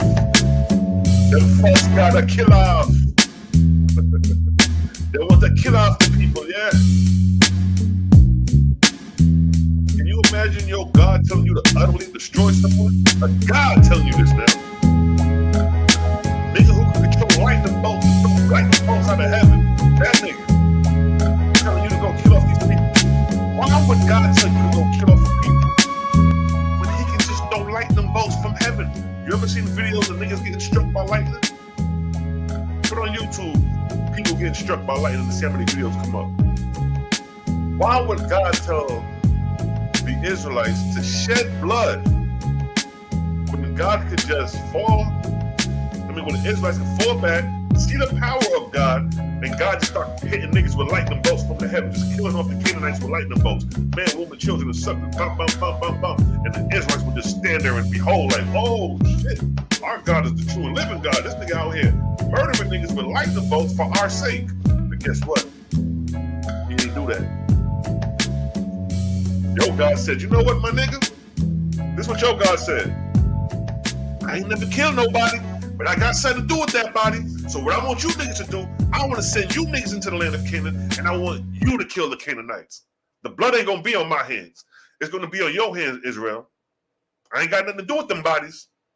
I ain't never killed none of them bodies, but I got something to do with them bodies. Huh? That's fucked up, yo. That's what your Lord is saying. You're going to do the killing. Although I told you when you came out of Egypt, thou shalt not kill. You know, that was then. You know how niggas, that was then. This is now. That's your God talking. But yo, God, I told you, said thou shalt not murder, yo. That was then. This is now. Although God changes not. Remember, God changed it not. He don't change. But he changed this one. And the only reason you believe the Canaanites is cursed because of what Ham and them boys did with Noah. You know, Noah, Ham seen Noah naked, I guess. Or he didn't turn his back. His brothers turned his back and put on the cloth. I guess Ham came in, the motherfucker like, yo, what's up? Oh, I seen daddy naked. Okay. So he woke up, oh, curse be Canaan, nigga, curse your grandkids. Curse, now just imagine. The nigga Noah woke up and cursed this nigga's son's grandkid, and the nigga ain't, most times you gonna name your son. This nigga woke up out of a sleep cursing a grandkid that ain't even born yet. They don't even know that if they gonna call a nigga Canaan or not. That nigga just woke up, started prophesizing, nigga, curse be Canaan. And keep in mind, this is coming from Noah's mouth. It didn't say the Lord said curse be Canaan. Noah just woke up and got the cursing niggas. Show me where it says the Lord cursed Canaan during the time of the Noah account. Question the God. Because your God got you out here hating the people that's based off a goddamn fable and a lie. The story of Noah in the Bible is a lie. Wasn't no nigga walking around named Noah. Wasn't no sons of Shem, Ham, and Japheth. They wasn't even people. The OAHSPE exposed that. So if they wasn't people, that dismisses the curse of Canaan. It throws it out. There is no curse of Canaan in the OAHSPE. Ain't no curse of Canaan in the OAHSPE. We don't look at the Israelites as being cursed because we know that story was alive by the false God. So what you have in your Bible is the lie of the false God, and you running around here hating the people that your God lied about. That's fucked up, yo. That's fucked up. You niggas is living a lie. You hating the people based off a lie. That's fucked up, yo. At least the OAHSPE tells us that Noah account was created by a fallen angel to imprison the minds of the people, which is in effect right now. How many people believe Noah was a real person? How many people out here believe that Noah gathered all the animals and put them in a big boat and them niggas floated on the water for 150 days and then repopulated the earth with just Shem, Ham, and Japheth and their wives? A lot of people believe that shit this day. All of the OAHSPE is letting you know that, nigga, this shit was created by a false God. It's a fucking fable. So the curse of Canaan is a fable. The book of Jubilees is all fable. Because in the book of Jubilees, it supports Shem, Ham, and Japheth as being men. So that's false. All that shit is fake. Ain't none of that shit real. When OAHSPE compiled that creation story, the Garden of Eden, and the flood account, all that shit was made up. All he did was took certain catchphrases and words like Adam or Adamite. That just means primitive man. You know what I mean? Animal man.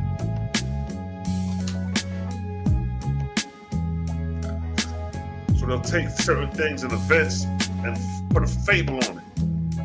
Like the flood. There was a flood, but he put a fable on it. He ain't let you know, in the Bible, they ain't let you know about the continent of Pan. And OAHSPE left that out. He ain't let you know about the continent of Pan, but he did let you know that there was a deluge. He got us believing that Noah is a person, but there is an ark called Noah. You see how deceptive these gods is? That's like me taking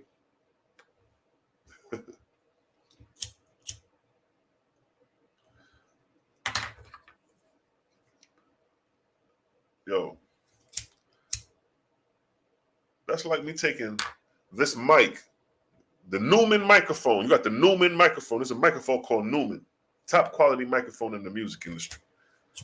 That's like me taking the Newman microphone and making it to a human being. There was this once man that lived 2,000 years ago called Newman. And he developed technology and da-da-da-da-da. It's like that. They'll take something and put a fable over that shit. The nigga took the flood, left out the continent of Pan, and said there was a great flood. That by rained so much that it flooded the whole earth. That was the fable of the false god. And then he gave you another fable by Noah. There was a man by the name of Noah, and God had grace and favor in his eyes. But in the OAHSPE, Noah is an ark cycle. So there's relevance there, but they put the fable of Noah being a man. So Noah went from being an ark cycle into being a man walking around, having children named Shem, Ham, and Japheth. Now the OAHSPE says Shem and Ham and Japheth are congregated ships of 34 apiece. Makes more sense. But then in the Bible, Shem, Ham, and Japheth are people. So what these false gods did was corrupt the story. They took pieces of truth and put fables and lies to compile the rest. All for you to be a subservient slave to their God. So now, we just showed, let me just give a briefing. We're showing that the law is thou shalt not murder, or thou shalt not kill, and then also thou shalt not steal. You ran up in the land of Canaanites and killed them, and then you stole the land of Canaan, thought to believe this is an inheritance from your God, from Abraham. So we read that. We read how Abraham sojourned into the land. Right here. The Lord has said unto Abraham, get thee out of thy country, from thy kinsmen, from thy kindred, and from thy father's house unto a land that I will show thee. This land that he will show thee was the land of Canaan, as we see here. And they went forth to go into the land of Canaan, and into the land of Canaan they came. This is the land that God supposed to be promised in Abraham. And then it said what? And Abraham passed through the land unto the place of Shechem, unto the plain of Moreh, and the Canaanites was then in the land. So they came to a land where the Canaanites, these people, was already here. And then God says to Abraham, the Lord appeared unto Abraham and said, unto thy seed will I give unto this land. Boom. Unto thy seed will I give this land. There's no more to read. So we get the idea that Abraham has left his native land to go into the land of Canaan. And the Lord told Abraham that I'm going to give you this your seed, this land. Let's move up. Boom. Then the Lord states, wait, so ye shall not pollute the land wherein ye are, for blood it defileth the land, and the land cannot be cleansed of the blood that is shed therein. So if there's blood spilt on this land, the land cannot be cleansed due to the bloodshed, but by the blood of him that sheddeth. So if you get this land now, don't shed no blood because you're going to defile the land. Niggas forgot about that part. So now we come to Deuteronomy now. Like I said, niggas forgot about that part. So now, since they didn't forgot about that part, the Lord is telling niggas to smite niggas and utterly destroy. But thou shalt utterly destroy, namely, all these tribes, the Hittites, the Amorites, the Canaanites, the Perizzites, the Hivites, the Jebusites, as thy Lord God hath commanded thee. So the Lord now is commanding niggas to shed blood to take over the land, when in the verse we just read, blood defiles the land. Okay. Now we got the 1 Samuel. Now go, smite Amalek, and utterly destroy all that they have. Spare them not, but slay both men, women, infant, and suckling. So this is the behavior going on to possess the land that was promised to Abraham by the Lord. Now, I'm just giving you a briefing, because now we're about to go into the OAHSPE and expose this whole shit right here. Now, this is the OAHSPE, first book of God, chapter 12, verse 21. And this is the question Abraham asked of God. Abraham asked concerning lands. Keep in mind, God promised Abraham land as an inheritance in the Bible, but in the OAHSPE, he's asking him concerning lands. Look what it states. God said, consider the way of your God. Did I go to the king and to the rich man and say, give me your sons and daughters? Now, technically, the false God did. But God is making a statement here. But let me just pause right there. God is making a statement. He says, consider the way of your God. He said, did I go to the king and to the rich man and say, give me your sons and daughters? But according to the Bible, that's what your God did. Your God what? But utterly destroy them. Yeah. Come on. Look. And when the Lord thy God hath delivered it into thy hands, thou shalt smite every male thereof with the edge of the sword. What did the OAHSPE saying? What did the catchphrase? That God said, consider the way of your God. Did I go to the kings and to the rich men and say, give me your sons and your daughters? But according to the biblical concept, that's exactly what he did. And when the Lord thy God have delivered into thy hands deliver into thy hands, thou shalt smite every male thereof with the edge of the sword. So what is the OAHSPE conveying? Listen. Listen to the wisdom of Jehovah's Son. God said, consider the way of your God. Did I go to the king and to the rich man and say, give me your sons and daughters? No, but I went to those who were despised by the king and the rich, and I said, come, and they came. So God's like, I ain't asked for no demands. I ain't say, yo, give me your sons and daughters. I ain't say that. He said, nah. But your God got you slaying your sons and daughters. Man, woman, infant, and suckling. And this is for the land of Canaan that they're doing this for. But look what Jehovah's Son saying. Let's read that from the top again. Abraham asked concerning lands. God said, consider the way of your God. Did I go to the king and the rich man and say, give me your sons and daughters? No, but I went to those who were despised by the king and the rich, and I said, come, and they came. Check this. And when they came here, did I say, take the king's land or the rich man's? No. Let's stop right there again before we read on. I like to do things in segments. He says, when you came here, like when the Israelites came to the land of Israel, he says, did I say, take the king's land or the rich man's? No. But what is your God over here doing? And when the Lord thy God hath delivered it into thy hands, meaning what? Into the land of Canaan, thou shalt smite every man thereof with the edge of the sword. Huh? But slay both men, woman, infant, and suckling. Huh? What did the OAHSPE say? Did I say take the king's land or the rich man's? No. See that? The opposite is what's going on in the OAHSPE.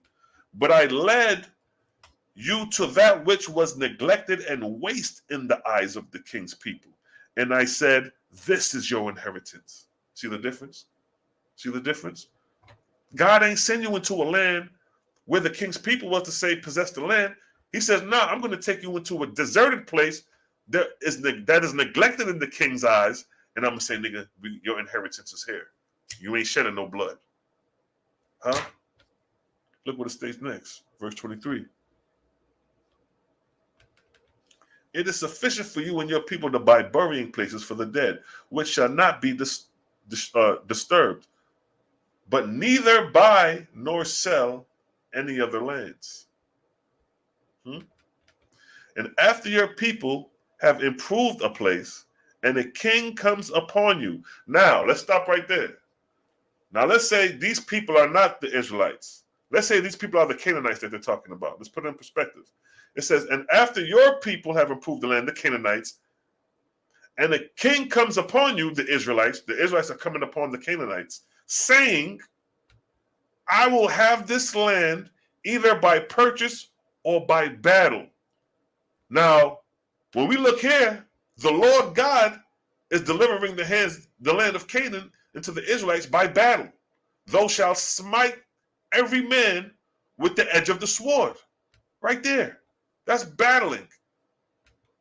But slay both men, women, infant, and suckling. In 1 Samuel 15:3, battling. What did the OAHSPE say? If a king come upon you, like the Israelites, and say, yo, I'm going to take this land by purchase or by battle. But in this sense, we're not talking about purchase. We're talking about battling, because that's what the Israelites are doing, battling. But look what the answer that God say to his people. No, neither by purchase nor by battle shall you inherit that which is Jehovah's. We got a problem here, Houston. We got a goddamn problem here, Houston. The plane is going down. Niggas is about to goddamn go into pine oil heaven, because right in the OAHSPE, it's telling you that the chosen people ain't battling for no land. Huh? But the chosen people will respond, but if you desire the land, then will I give it to you without money and without battle. This is how God is telling Abraham and his descendants to deal with the land.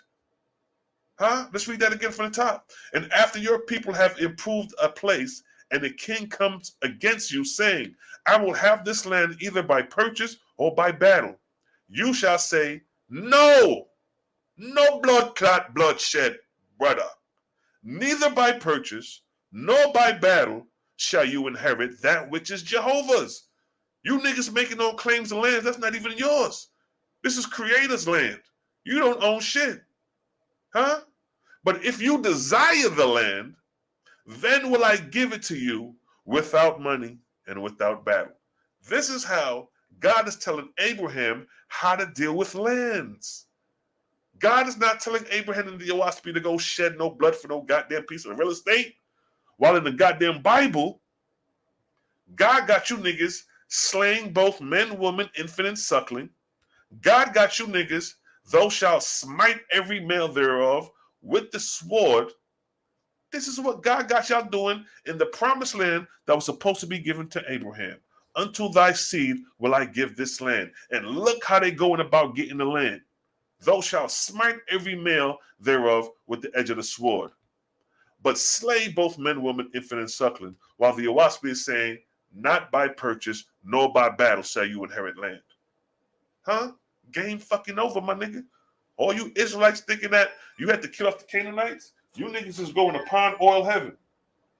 Pond oil heaven is where you niggas is headed, following this false god. So again, let's read this. And after your people have improved the place, and the king comes against you, saying, I will have this land either by purchase or by battle. You shall say, no. He ain't say, all right, nigga, get ready to go to war. Get niggas from 20 years on old, and we gonna go to war. Send Judah up first. True God ain't say that. He said, no. He says, neither by purchase nor by battle shall you inherit that which is Jehovah's. But if you desire the land, then will I give it to you without money and without battle. This is true God telling Abraham how to deal with land. And look what it states. And it shall come to pass that my chosen, you thought these niggas was the chosen. You thought these niggas was the chosen. The ones who slain man, woman, and infant and suckling, you thought that was the chosen. The nigga who's smiting every male and do whatever he want with the woman and little children, you thought them niggas was the chosen. Them is not the chosen. The chosen never shed blood. Huh? And it shall come to pass that my chosen shall be driven from place to place, where I will lead them, and they shall make the wastelands bloom like gardens, and the deserts yield ample harvest. For they shall dig wells and till the soil, and prove to the nations of the earth the glory of my works. And they shall be cut down, driven away and scattered, but I will come and gather them together. Their places shall be inherited by adulterers and worship of strange gods. That's you niggas, the worshipers of strange gods. Your God is strangely enough because he got you over there killing off the Canaanites to inherit a land that was promised by your forefathers. But that's an adulterous God. You're worshiping a false God doing those things. Again, their places shall be inherited by adulterers and worshipers of strange gods, and who will build mighty temples. But my people shall not build that which endures in stone, wood, or iron. For they shall go from place to place, proclaiming me, Yahuwah, Jehovah, Creator, and my works, which is righteousness, lifting up others in good works. But where they have been, there shall be nothing left on earth to show their labor. That's why niggas don't believe the Israelites existed. That's why when you go on another TV and they're trying to say, prove the Israelites exist, they cannot prove it based off this very last verse where it states right here. Look what it states. It says, but where they have been, there shall be nothing left on earth to show their labors. That's why niggas don't believe the Israelites don't exist. Because we ain't built up in monuments and great temples. We was living like the farmers on the countryside, basic living. So if we move away from here, you'll never know that we was here. That's why niggas don't believe the Israelites exist. Because what? But where they have been, there shall be nothing left on earth to show their labors. So that's why it's like a myth to the Israelites' existence. But look what it states. But when I have taken them across all the earth, and they are scattered like the dust. They're talking about the Israelites. They want to talk about prophecy. This is prophecy. What I'm reading is referring to the children of Israel. This is the story of Abraham in the OAHSPE, and is referencing the land. It's referencing how Abraham shall deal with land. And this got to do with his descendants as well. But when I have taken them across all the earth, and they are scattered like dust before the wind, and no man can say, where is the nation of the children of Abraham? Ain't that what they do on Sunday TV? Where is the children of... There is no Abraham. Abraham didn't exist. He's a fictional character. But look how the OAHSPE is displaying the wisdom, letting you know that in the later days that these people will be considered mythological based off the lack of evidence in history. The OAHSPE is showing you this. Again, let's go back up to this last line. This is it. But where they have been, there shall be nothing left on earth to show their labor. That's why they don't exist in the Israelites. But when I have taken them across all the earth, and they are scattered like the dust before the wind, don't they say we were scattered to the four corners? And no man can say, here is the nation of the children of Abraham.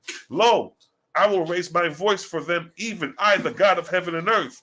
And in that day, the adulterers and worshippers of strange gods will be on the wane, and their temples and stones and mortars will be still standing.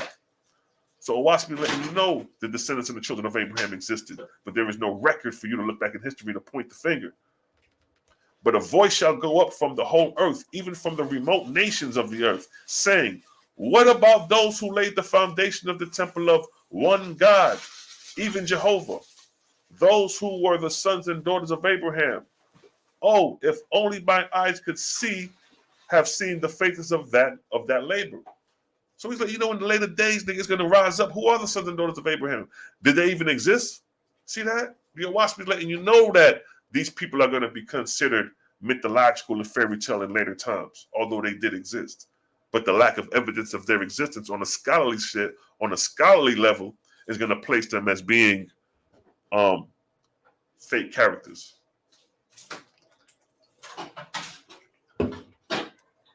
Or biblical characters that never existed. See how the wisdom is displayed in the OAHSPE? Not one time in this verse that God told Abraham to kill anything concerning land. Because what I read was Abraham asked concerning lands, and everything I read from there was dealing with land. Not by purchase, not by battling. You shall inherit land. If somebody come upon you for the land, you just move, go, migrate somewhere else, and let them niggas have that shit. You just keep it moving. See that? While in the Bible, the Lord is commanding you niggas to slay shit. So what I'm showing you is question the God. Question the God. Because now, if you understood Creator, you will inherit land without bloodshed. But you following a God that's telling you to go kill off another people, inherit their shit, steal their shit. Because keep in mind, I showed you the law, thou shalt not kill, thou shalt not steal, right? Those were the two commandments I said I was going to press. Thou shalt not kill, thou shalt not steal. Thou shalt not kill. Y'all niggas killed off the Canaanites, and then y'all stole the land of the Canaanites as a deceptive promise of Abraham. See that? Give me a one in the chat if you getting this understanding, family. You know how we do. It's a blood clot vibes. You done know, family. Give me a one in the chat if you getting this understanding. You know how we do. Matter of fact, let's give them that pie in all heaven. You goddamn right, Kaz, man. Let's give us some pie in all heaven. These niggas think they gonna escape? Nah, nigga. That's where you headed, boy. Run that shit from the top. Chestnuts roasting on an open fire. That's right back to the family. To pine oil heaven. Chestnuts roasting on an open fire. That's where you headed, boy. To pine oil heaven. Chestnuts roasting on That's an where open these niggas fire. headed, That's man. where you headed, boy. To pine oil heaven. Chestnuts roasting on an open fire. That's where you headed, boy. To pine oil heaven. Chestnuts roasting on an open fire. That's where you headed, boy. To pine oil heaven. And see, that's what we're trying to show you niggas. If you keep following these false gods of the Bible, your ass is going to pine oil heaven, because it's going to come a point. Because keep in mind, your Bible is talking every day in this book in antiquity. Ain't a day go by when God ain't talking to niggas and got niggas doing shit in the Bible. There's going to come a time when your false God is going to make you niggas active. Right now, your God ain't telling you niggas to be active. You just going off of inspiration to stand on the corner and read the book. And keep in mind, the reason why you niggas stand on the corner and read the book comes from a group of Israelites that started in New York. And one nigga said he seen a vision, or Gabriel came to the nigga and told him about the 12 tribe chart or some crazy shit. Question the gods. Because you niggas is following a doctrine, you following a belief system, and you following a way of life that is detrimental to your spiritual growth because you following a God of war and destruction. Look at the destruction we just read that the Israelites had to go to establish the land of Canaan. Watch this. Watch this. Watch this. I already beat niggas up to show you that the native language of Abraham is not even Hebrew, but cuneiform. Ain't none of you niggas trying to learn cuneiform.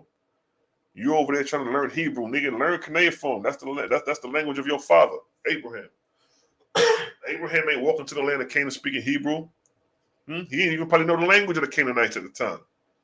This ain't the time when niggas got them living in a society where they got social media and they can learn another nigga language. Back in them days, the language you spoke was the language you spoke. When he went up into the land of Canaan and he came across a Canaanite, I guarantee them niggas couldn't understand each other. Abraham ain't take classes in the land of Canaan. He ain't go to school in the land of Canaan to adapt the language or to learn the language. Chestnuts roasting. Let's let the chestnuts play some more. Let's let that play. Let the music play. Chestnuts roasting on an open fire. That's where you headed, boy.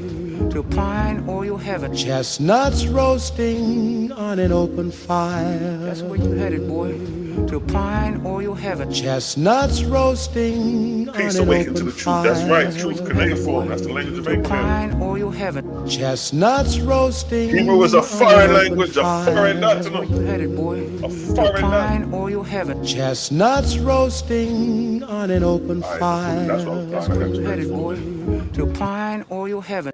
You run it back, nigga. We gonna run that shit. Let it run. Let it run. Chestnuts roasting Burn them like let's say on born an on a open fire. fire. Born on a Headed, fire. boy. To pine oil heaven. Rastaman Chestnuts bonfire. roasting on an open fire. That's where you headed, boy. To pine oil heaven. Chestnuts roasting on an open fire. That's where you headed, boy. To pine oil heaven. Chestnuts roasting on an open fire. That's where you headed, boy. To pine oil heaven. Chestnuts roasting on an open fire. That's where you headed, boy. To pine oil heaven. Oh, we ain't done, nigga. Chestnuts roasting on an open fire. That's where you headed, boy. To pine oil heaven. Chestnuts roasting on an open fire. That's where you headed, boy. To pine oil heaven. Chestnuts roasting on an open fire. That's where you headed, boy. To pine oil heaven. Chestnuts roasting on an open fire. That's where you headed, boy. To pine oil heaven. Chestnuts roasting on an open fire. That's where you headed, boy. To pine oil heaven. That's exactly where you niggas is headed if you keep following these false gods. So now check this shit, right? We showed you that the Creator said thou shalt not steal. We showed you that the Creator said thou shalt not kill. And this is during the days of the Exodus. And who is Moses talking to? God spoke all these words. And who was he speaking to? The children of Israel. I am the Lord thy God, which brought thee out of the land of Egypt, out of the house of bondage. So this is God talking to the Israelites only. Keep in mind, the Israelites only. Ain't no other nations here. And he told the Israelites, thou shalt not murder, thou shalt not steal, thou shalt not kill, thou shalt not steal. That's what he told the Israelites, especially thou shalt not murder. This is the Israelites among themselves. Then when we get to when we get to Deuteronomy, the Israelites are killing the Canaanites. Now some Israelites will say, well, the law pertains to Israel, so it's talking about do not kill other Israelites, but you know what I mean? You could, defend yourself and kill other nations. So here we have them killing the Canaanites. Thou shalt smite every male thereof with the edge of the sword. So that's what they're doing. They're smiting the edge of the sword. They're killing off the men. But thou shalt utterly destroy them, namely the Hittites, the Amorites, the Canaanites, the Perizzites, the Hivites, the Jebusites, as the Lord thy God hath commanded. So obviously you can see the Lord thy God is commanding the Israelites to utterly destroy these people. And then when we come to Samuel, you see the utterly destroying take place but slay both man, woman, infant, suckling, ox, sheep, camel, and ass. So they're going through doing the killing that was told by God. And then when we go to Judges, right? Now, all what I read before was dealing with the other nations. These are the other nations. The Hittites, that's the other nations. The Amorites, that's the other nations. The Canaanites, that's the other nations. The Perizzites, that's the other nations. The Hivites, that's the other nations. And the Jebusites, all other nations coming from the seed of Ham.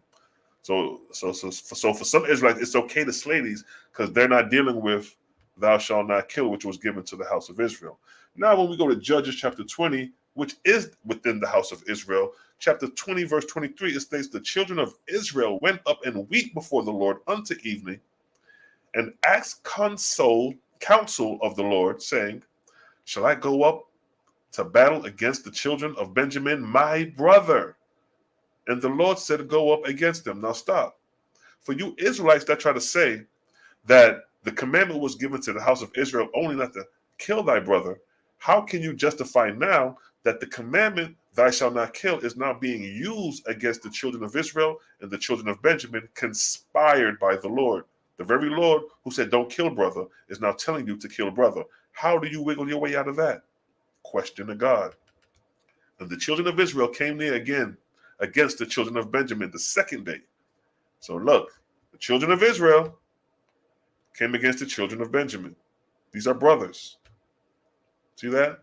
The children of Israel came near against the children of Benjamin. See that? Ain't none of these guys here. Ain't none of these guys here. Huh? Ain't no Hittites here. Ain't no Amorites here. Huh? Ain't no Canaanites here. It's Israel and Benjamin. Huh? Brothers. Brother tribes is fighting each other. And the Lord said, go up against them. Why didn't the Lord stick to his fucking original plan and say, thou shalt not kill, nigga? Them is your brothers. You ain't dealing with the Canaanites over here. You dealing with your brother. But the Lord said, man, kill them niggas. Kill them niggas. That's what the Lord is saying. I know I said, thou shalt not murder Benjamin, your brothers. To all the 12 tribes, thou shalt not murder and kill. But you know what? I changed my mind. Benjamin, go up there and kill them niggas. Israel, go up there and kill them niggas. God is playing Satan right now because he's going against his word. He's a liar. Is not Satan a liar and a deceiver from the beginning? Who you thought he was talking to? Canaan, right? Nigga, he was talking about your God. Your God was a liar from the beginning because he lied to you with the creation story. Huh? And he is the murderer. He's conspiring the murder. Huh? Look at that. Come on now. How you gonna work your way around this shit? And the children of Israel went up and wept before the Lord unto even, and asked counsel of the Lord, saying, will I go up against the battle to battle against the children of Benjamin, my brother? Not my enemy, but my brother. And the Lord said, go up against him. How you think the children of Israel feeling right now? Like, damn, the Lord said we got to kill our brother. And the children of Israel came near against the children of Benjamin the second day. And look what happened.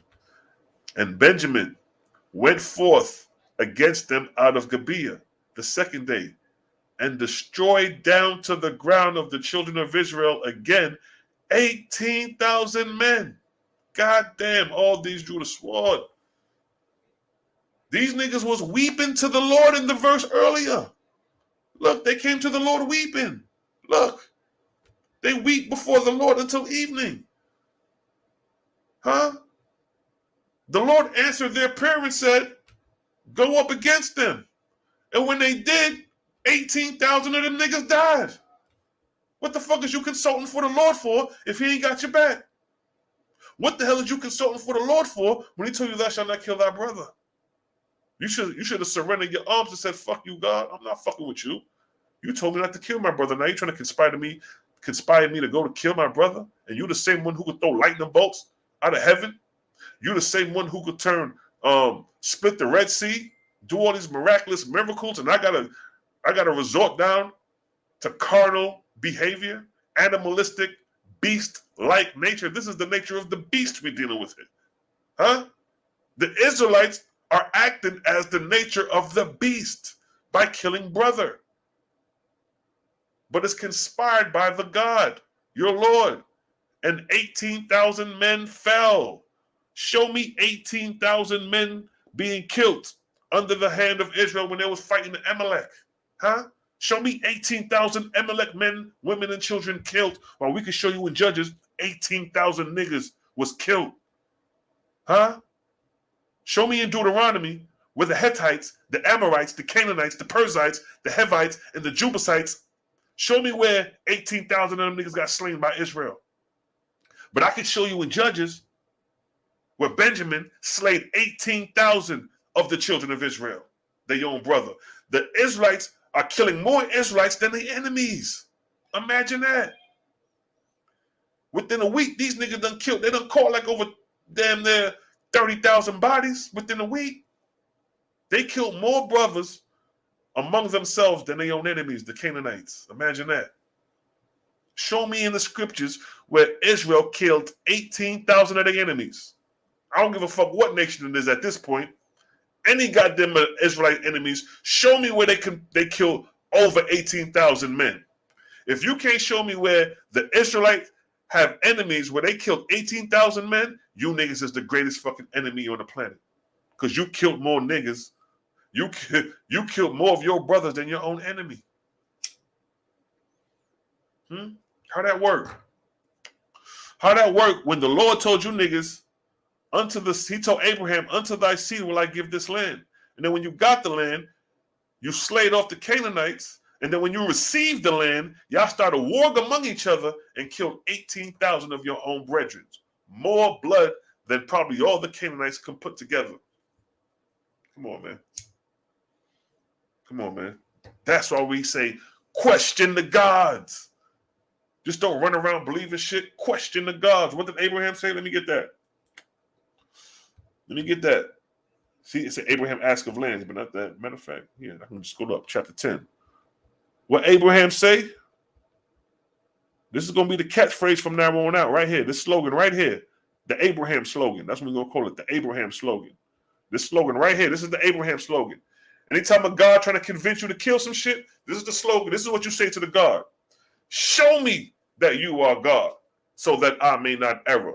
For I have been commanded not to kill. That's the Abraham slogan. That's the new Creator Gang slogan. That's how we moving. Anytime we read the Bible and we hear God killing, or the people of God killing, the question need to be asked, show me that your God is who he say he is, so that I may not err. For I have been commanded not to kill. Huh? That's the Abraham slogan we rocking with. Even in your Bible, thou shalt not kill. That's what Abraham going off of. He's sticking to the script. Abraham sticking to the script. He said, show me that you are God, so that I may not err, for I have been commanded not to kill. He ain't go up and started killing niggas. He questioned y'all. Nah, we ain't supposed to kill. Because in the law, it says thou shalt not murder and kill. But then God has a change of mind. He said, yo, fuck that. Utterly destroy. Don't worry about what I said earlier, nigga. I was just playing around. I was lying. You know I'm the first liar. You know I'm the liar from the beginning, nigga. I lied to you. You are of your father, the devil. He was a liar in the beginning. You think it was Cain. It was your fucking God who was a liar in the goddamn beginning. He deceived you niggas. Because in the beginning, he told you niggas thou shalt not kill. And then later on, he's telling you to utterly destroy the Canaanites. Then later on, he's telling you to utterly destroy your own brother, 18,000. So come on, who really playing Satan here? Who word is his bond here? God ain't keeping his word. God ain't keeping his word. He told you niggas to kill your brother when he could have easily said thou shalt not murder and kill. Nor did the tribes have any sense to question God and say, yo, you told me not to kill. Where that at in the Bible? Where that at? When they, right here, that's where that's supposed to be at. Look, and the children of Israel went up and weep before the Lord unto Eve and asked counsel of the Lord, saying, man, I thought you said thou shalt not kill. That's what the nigga should have been saying. But instead being stupid and following the God instead of questioning the God, shall I go up again to battle against the children of Benjamin, my brother? You sounding foolish now. You sounding foolish because you should know that thou shalt not murder and kill. If both of you niggas, your brothers, if the house of Israel and the children of Israel and the children of Benjamin knew that thou shalt not murder and upheld that, nigga, you wouldn't even be going through this shit. But being that your God is false, he's a lie from the beginning. He said, thou shalt not kill. And when things ain't going right, it's okay to kill. And now you asking, damn, yo, I'm really tired of losing these battles. I'm coming to consult you, God, and you ain't really rocking with me.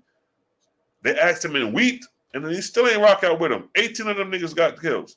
So the same niggas that was up here weeping right here, and they said they weep before the Lord until the evening, them same niggas weeping is part of this goddamn 18,000 men that got slain by the sword. Their God wasn't even with them. Nor do they tell you the spiritual conditions of these men after they die. And you know, we got a whole segment for that shit. So what we showing you is that this fucking God who you claim to be the Most High is a fake-ass God. Until your God can prove that he is who he say he is, because I have been commanded not to kill. That's the Abraham slogan. Show me that you are God, so that I may not err, for I have been commanded not to kill. That's how we moving. You can't come to us with them goddamn fake-ass false gods talking about killing and justifying it like it's okay. Nah, nigga, we ain't rocking with it. Create a gang, don't kill. It's a blood clot vibes, yes, family. You know how we do. You know how we do. We clear up all lies. We clear up all deceptions over here. You bring them, we raise them, whether you like it or not, nigga. It's a blood clot vibes.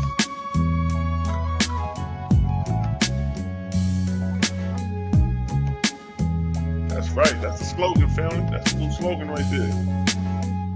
Show me that you are God, so that I may not err, for I have been commanded not to kill. You know what I mean?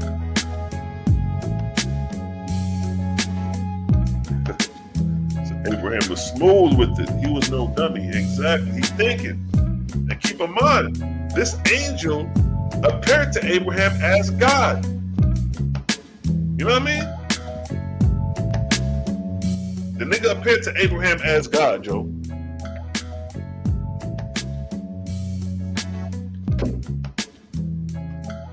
He appeared to him as God.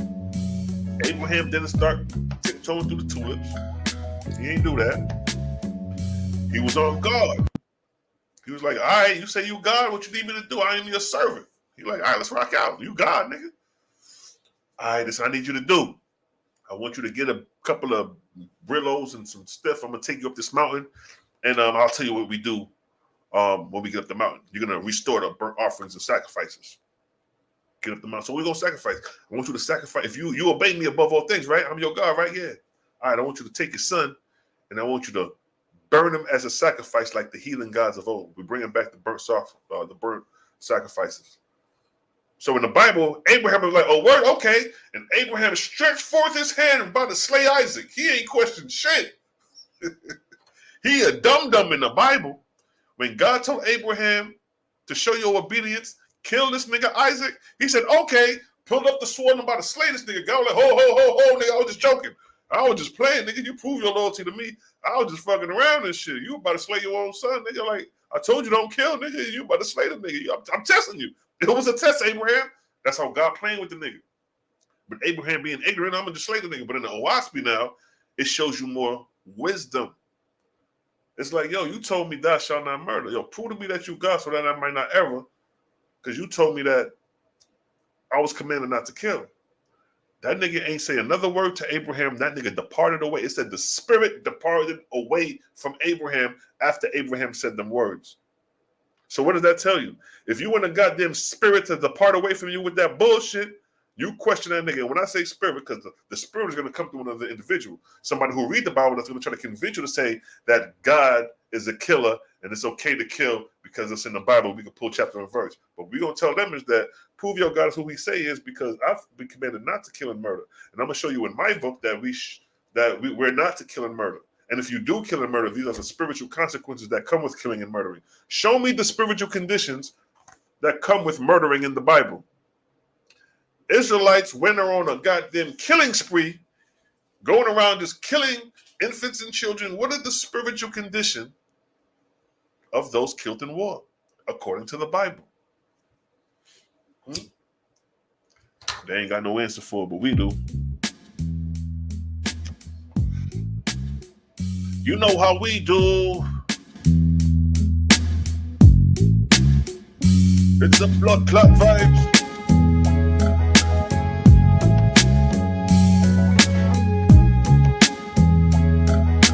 That's right. Gods need to repent. Gods do repent because gods are men. So the same way men need repentance, so do gods need repentance. Because a god is a title bestowed on an angel, and an angel is a one-time human being. As above, so below as above. So the same rules apply with repentance. The same repentance below that we do up here, down here, the same repentance that they got to do up there when they fuck up.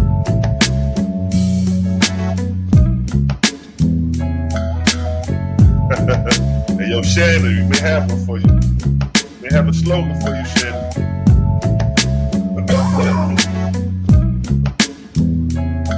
That slogan on the t-shirt.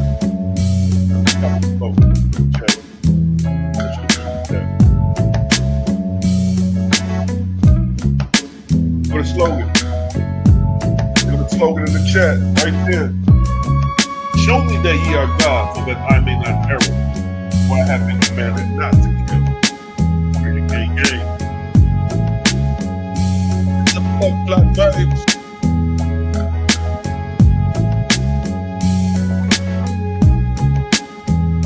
Oh wow, y'all blocking people who don't agree. We ain't blocking nobody. We ain't blocking nothing. We don't know shit. Nigga, we call for disagreement. Put the books on the table. That's what we got. Battle of the Holy Books. If you get blocked, that means you're coming on some ignorant, dumb shit. But if you're coming with knowledge and information, ain't no need to block you. But if you're saying some goofy shit that ain't making sense, yeah, you're gonna get blocked. Because you ain't building on top of the cipher. You're coming with what we call rhetoric. If you can't pull it from your Bible and back it, nigga ain't nothing to talk about. Oh, the white man book is the dentist and all that shit. Get the fuck out of here with that, nigga. We passed that, nigga. We in the books at this point.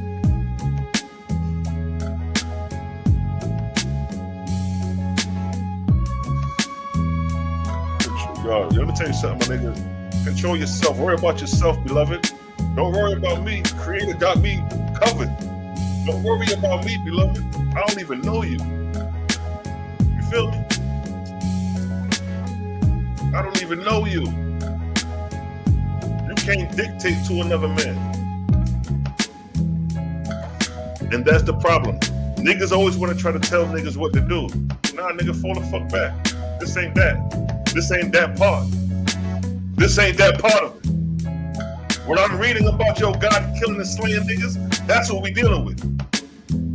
God inspiring men to kill children and infants, that's what we dealing with. That supersedes a goddamn, oh, he's sensitive. I'm not being sensitive, nigga. It's called being passionate. Get your words right, beloved. I'm passionate about what I do because I'm loyal and honorable about what I do. You ain't dealing with no flunky, my nigga. You're dealing with a nigga who stand on his square firmly. You dig? We're going to keep the vibes going because that's how we are dealing with it. Yes, family. Where's that? Facts, family. Yes, family. I don't know what world you come from, nigga. Because I don't know what experiences you had in life. I don't know what you seen. You should be emotional. You should be very emotional. What we just read, you should be very emotional when you got a God telling you to kill sucklings, infants.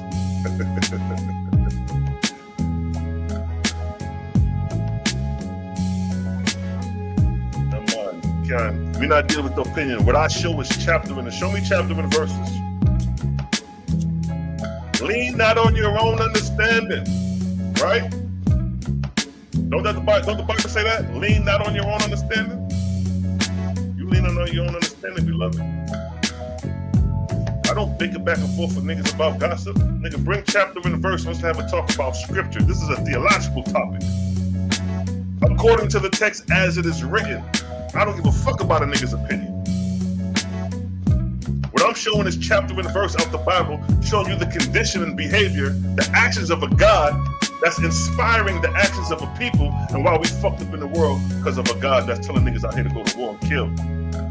Because curse be Canaan, because Noah, because Ham seen his father naked, now it's curse be Canaan, and now niggas up in the land of Canaan slaying man, woman, children, and infant, based off of fucking faith. That's what we dealing with, family. Address that. That's what we talking about. Address the message. Don't worry about the message a nigga creator got me, period, nigga. Don't worry about me. My faith is sealed in creator. Through the life, death, and resurrection, bitch, I'm good. Worry about the information. That's why you here for. You ain't here to look at me. Don't look at me unless you a woman, my nigga. Don't be worried about me. We good over here. What'd you say, Ezekiel? What'd you say? That's right. That's right. Know me? Niggas gotta get out y'all feelings, man. Start worrying about other men, yo. We good over here, man. Create a gang, we good. Stop making up shit. You ain't showing no chapters and verses. So you gossiping. We don't do gossip. The name of this shit is called According to the Text as it is written. Not as your opinion speaks. No, let me give you a taste of your own medicine. I just already exposed your biblical God as being a devil. We ain't even goddamn worrying about that no more. We ain't even worrying about your scriptures. You can't say nothing. Proverbs 35. 5-6. Let's get that. Some of these niggas need to study their own scriptures.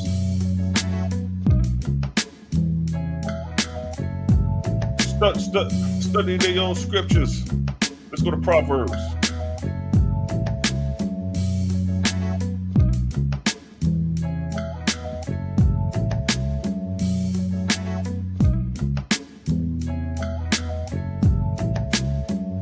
It's a blood clot vibes. See, we don't sit around and goddamn talk, nigga. We bring our receipts, beloved. You know what I'm saying? You got to bring out your receipts, man. Look what it's saying, Proverbs 3:5. What that say? Read that. What that say? Trust, and this is your shit. Trust in the Lord with all thy heart and lean not unto thy own understanding. You see that? This is in your book. This is in your book. This is the catcher right here. Lean not on your own understanding. Don't come in here talking about how you feel, what you think in your opinion. Chapter and verse on the topic at hand. Niggas love to come and switch the narrative. This is what we dealing with. Lean not on your own understanding. Everything I showed you was chapter and verse, nigga. When your God told you to utterly destroy, nigga, chapter and verse, nigga. Deuteronomy 20:17. When your God told you to kill man, woman, inkling, and suckling right here, see that? See that? What it say? But slay them not? But slay both man, woman, suckling, and infant. 1 Samuel 15:3. Nigga, we come with receipts. We come with chapter and verse. We don't make shit up. When your God said in Exodus 20:13, thou shalt not kill, you contradicted everything so far because they killing everything. Judges 20:25, they killed 18,000 men. The Benjamites killed 18,000 of the Israelites in one day. Huh? Receipts, my nigga, chapter and verses. But then at the same time, in Numbers 35:33, it states, ye shall not pollute the land wherein ye are, which is the land of Canaan, for blood it defiles the land. And the land cannot be cleansed of the blood that is shed therein. So the land of Canaan cannot be cleansed because of the shedding of blood that y'all niggas did. Keep in mind, you forgot, you niggas killed 18,000 men in a day. That's, you know how much pints of, you know how much gallons of blood that is? You know how much gallons of blood that is? But then at the same time, ye shall not pollute the land where ye are, for blood it defileth the land. Do you get that? Do you see this? Do you see that? For blood it defileth the land. 18,000 niggas died by the sword, defiling the land. Where? Gibeah. This is in the land of Canaan. This is in the promised land. The promised land has been defiled because of the spilling of blood of the children of Israel and the children of Benjamin. So we're not going to play these games. We're not going to play these games. And talking about me being passionate and sensitive, no, nigga, you got to twist it. We keeping it 100. If you can't take the heat, get out the kitchen. That's the slogan. Cause it's a blood clot vibes.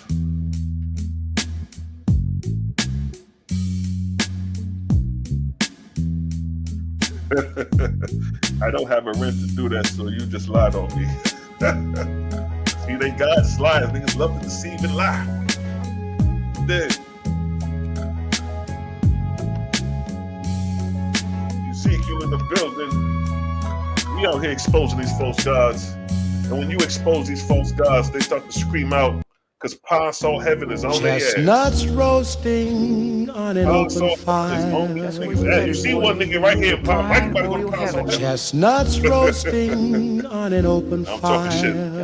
Yeah, no, these niggas want to go to Pine Saw Heaven, fam. Chestnuts roasting on an open fire. That's where you headed, boy. To Pine Oil Heaven. Chestnuts roasting on an open fire. That's where you headed, boy. To Pine Oil Heaven. Chestnuts roasting on an open fire. That's where you headed, boy. To Pine Oil Heaven. So a lot of niggas want to go to Pine Oil Heaven. Niggas don't know what they are. In one breath, they don't believe in the Bible, and in another breath, they're reading from the Bible. They're justifying the Bible.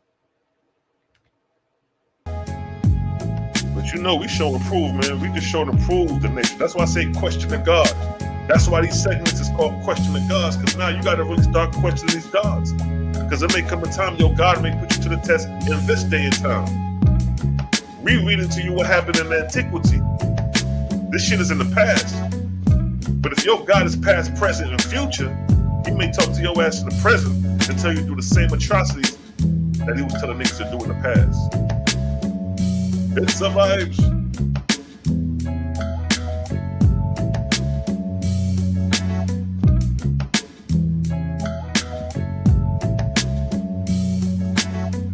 You ain't gotta try to explain it, bro. I already went through the video where I showed chapter and verse in this and exposed all this shit. Ain't nothing to talk about.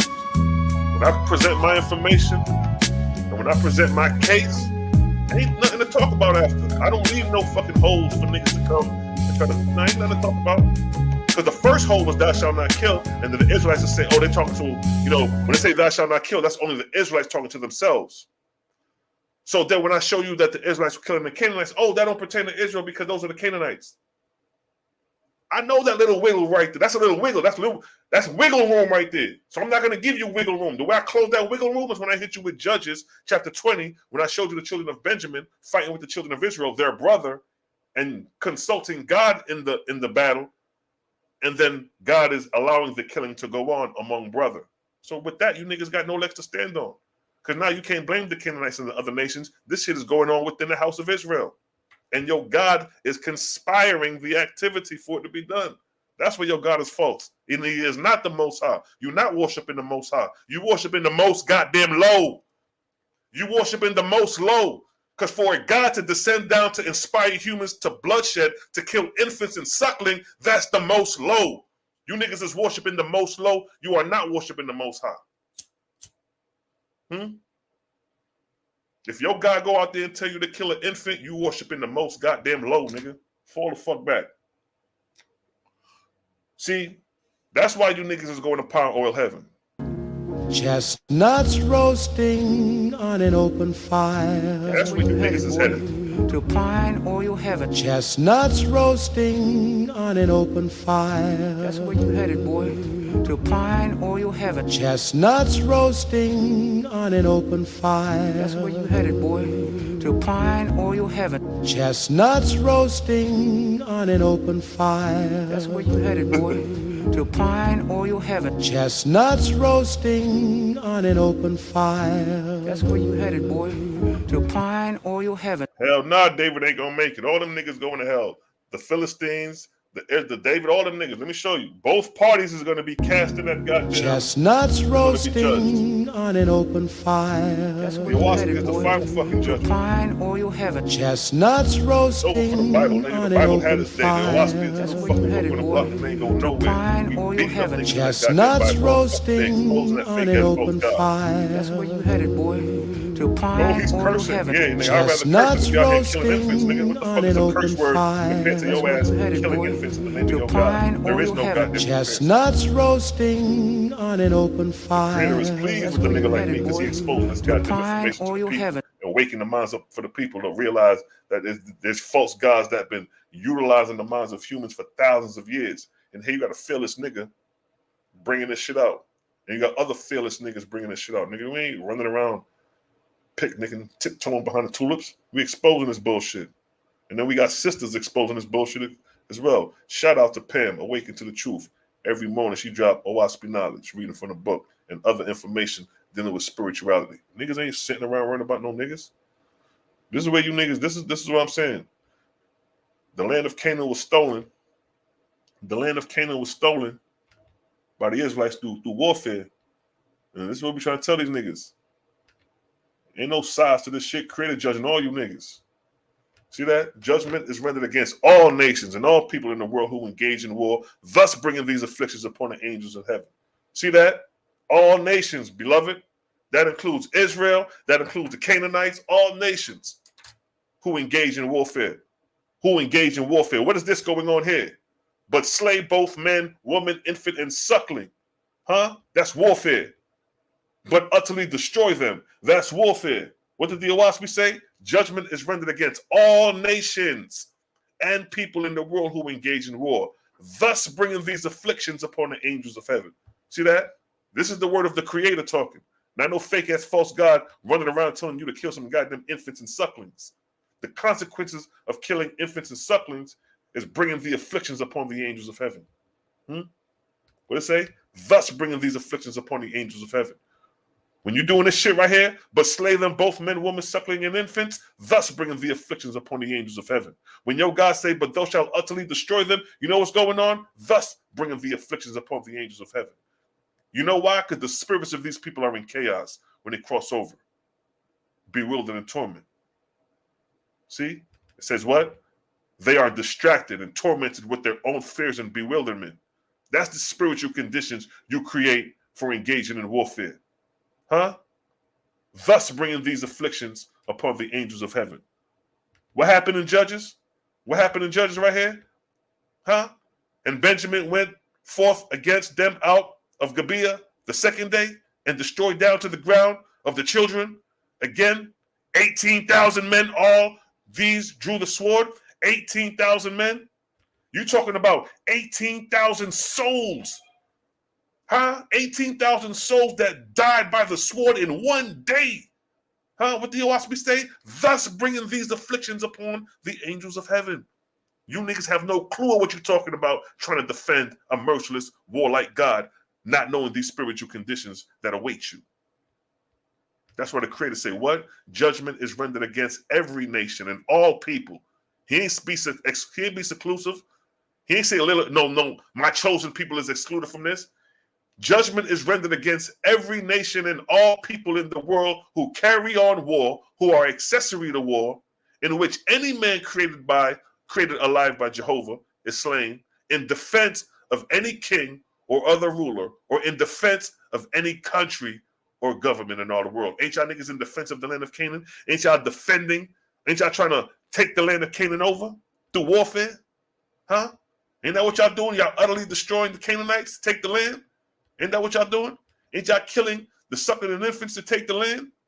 What Creator say? Judgment is rendered against every nation and all people in the world who carry on war, who are accessory to war, in which any man created alive by Jehovah is slain, in defense of any king or other ruler, or in defense of any country or government in the world.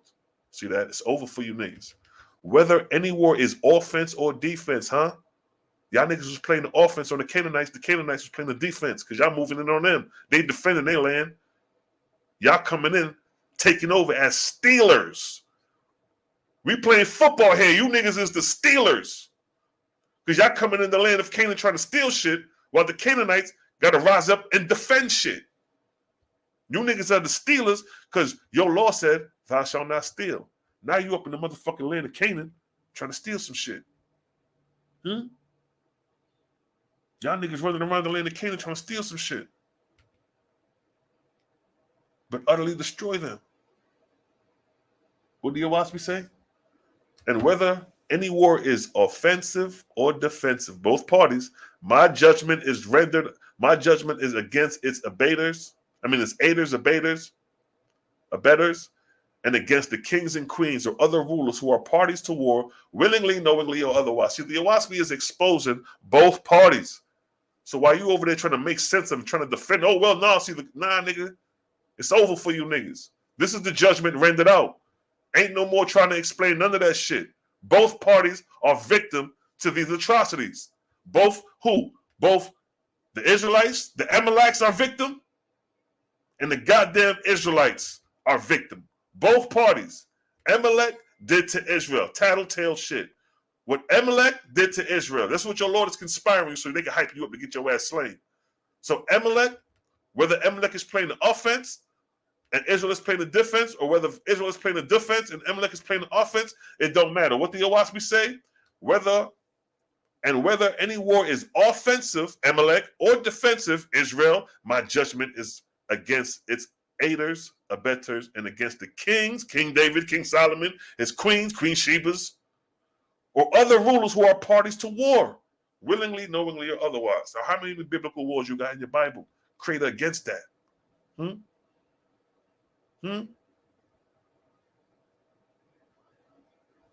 at that.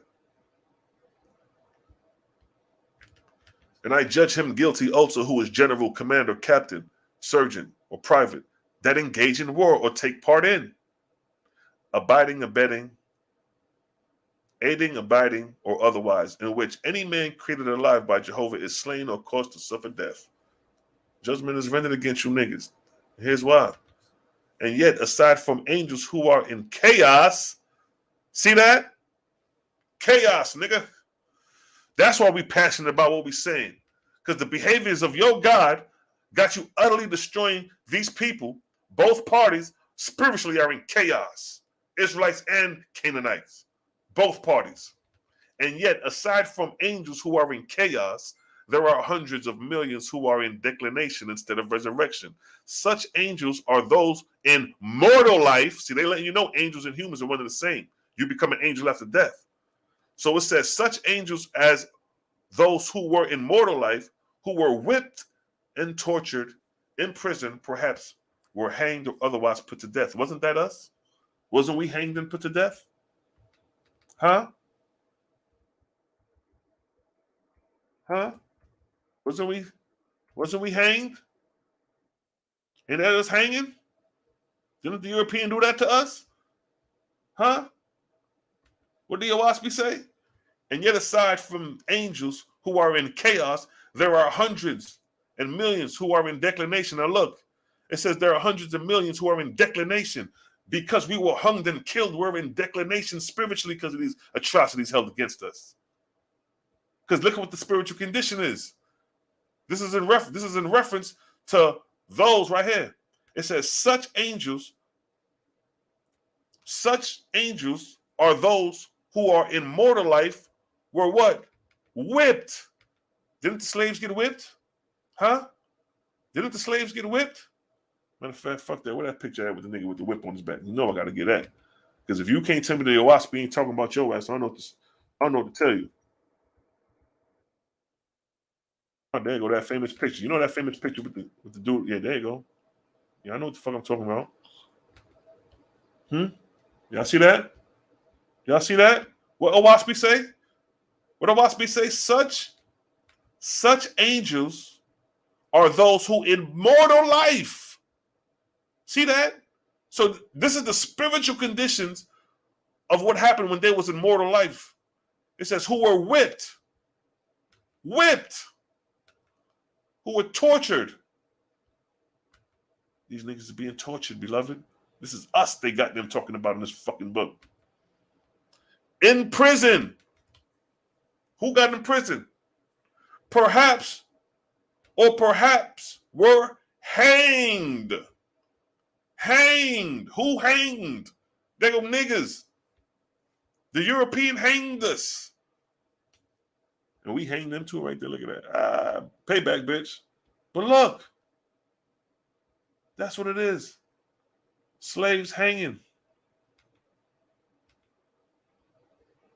Look at that. Huh? This is how we crossed over and died, tortured. And slave masters behind it. So spiritually, both parties are in chaos. They're in a decline. Because slaves want payback because of this. And this is the conditions that takes place. Because if a nigga do you like this and you die, you want payback. You're gonna take delight in evil. It says, what? These angels take delight in evil instead of good. Why do they take delight in evil instead of good? Because they was treated like this. Because they was treated like this. And they die like this, and they die like that. So by the time slave master cross over, they're going to delight in evil because they're getting payback now spiritually. See that? You thought killing a nigga was the end. No, nigga. No. Spiritually, this shit goes on. These angels, these niggas who got in slavery, take delight in evil instead of good because they're trying to get back at slave master. Sometimes they go about singly, and sometimes they go about in gangs of hundreds and even thousands. They on some get back because of this. See that? Look at that. These gangs are going to do harm because what was done to them. See that? Oh, create a gang is a bad term because it was a gang. No. Create a gang ain't doing this shit. We ain't taking delight in evil. But although you deserve these actions upon you for what your ancestors did to us, but we're not going to do it. You know who's gonna do it? They gonna do it because they don't know this. They don't know OAHSPE. They don't know about these revelations that we reading. All they know is they got killed and they want payback. That's what they know. That's what he know. You think he know about some goddamn OAHSPE? You think he know about the service done in the others of righteousness? All he knows is that he's been whipped by the slave master and he can't stand this shit no more and he want payback. So such is the spiritual condition of these angels. These angels take delight. These niggas take delight in evil instead of good because of slave master. Sometimes they go about singly. Sometimes, you may move by yourself. And sometimes you may round up your homies and go in gangs of hundreds and even thousands. See that? Getting back at slave master. In the past, the false gods used such angels to fulfill curses on mortals and to carry poison in the air and inoculate mortals with foul diseases. That's what's going on. Behold, in this day my angels have shown that they can bring flowers in ponderous bodies. Similarly, look at this. Similarly, the false gods with their trained warrior angels who delight in evil can cast in mortals in death by poison and suffocation. All this is going on because of these type of behaviors. Because of these type of behaviors in your text. But spare them not, kill man, suckling an infant, utterly destroy them. Don't that sound like slave master doing that to you niggas? Where do you think he got it from? And the OAHSPE's coming to clear all this bullshit up. That's why it says, similar to these false gods with their trained warrior angels who delight in evil could cast mortals in death by poison and suffocation. And what Jaja say? Judgment is rendered against all nations and all people who use prisoners as a place for whipping and torturing prisoners. See that? Judgment is rendered against these goddamn Europeans for this shit. Judgment is rendered against whoever whipped this nigga like this. A lot of these people, man, they were good people. They ain't bother nobody. But the hate the European had, look, this nigga over here giggling and laughing. See that?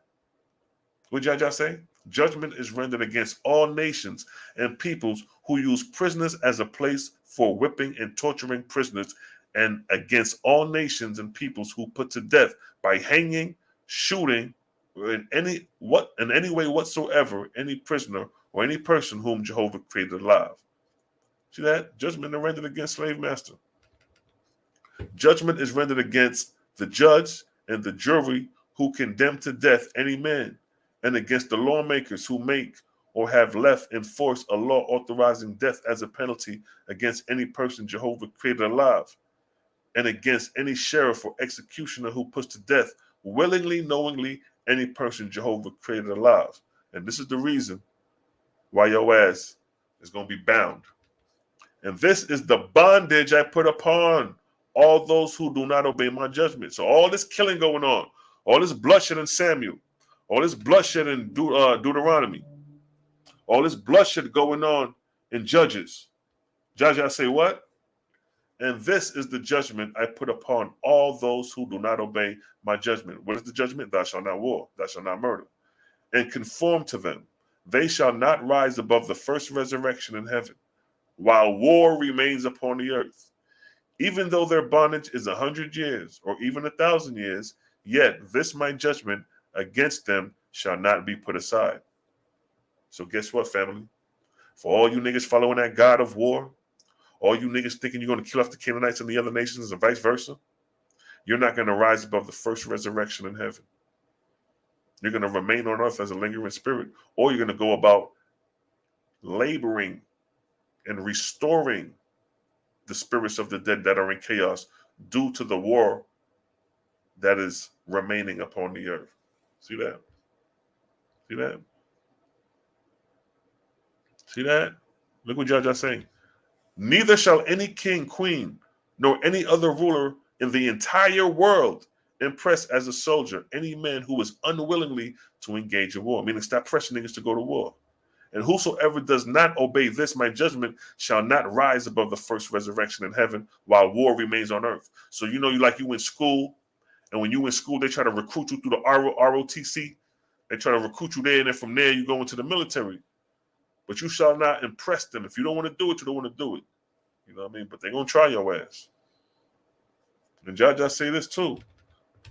Nor will I any more consider the prayers of any king, queen, or any other ruler, or any nation or people anywhere in the world who engage in war, offense or defense, or who aid or abet in war in any way whatsoever. So now this is important.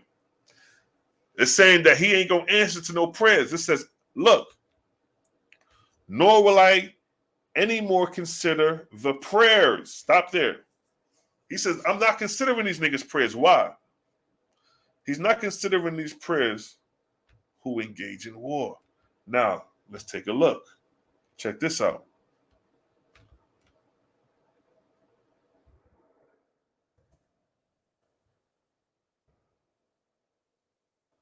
Check this out.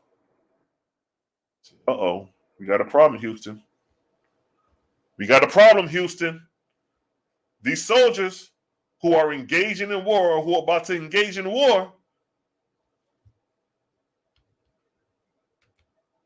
look at that. These soldiers, they're praying. Let's get a closer look. They're praying. See that? They're praying. What did the OAHSPE say?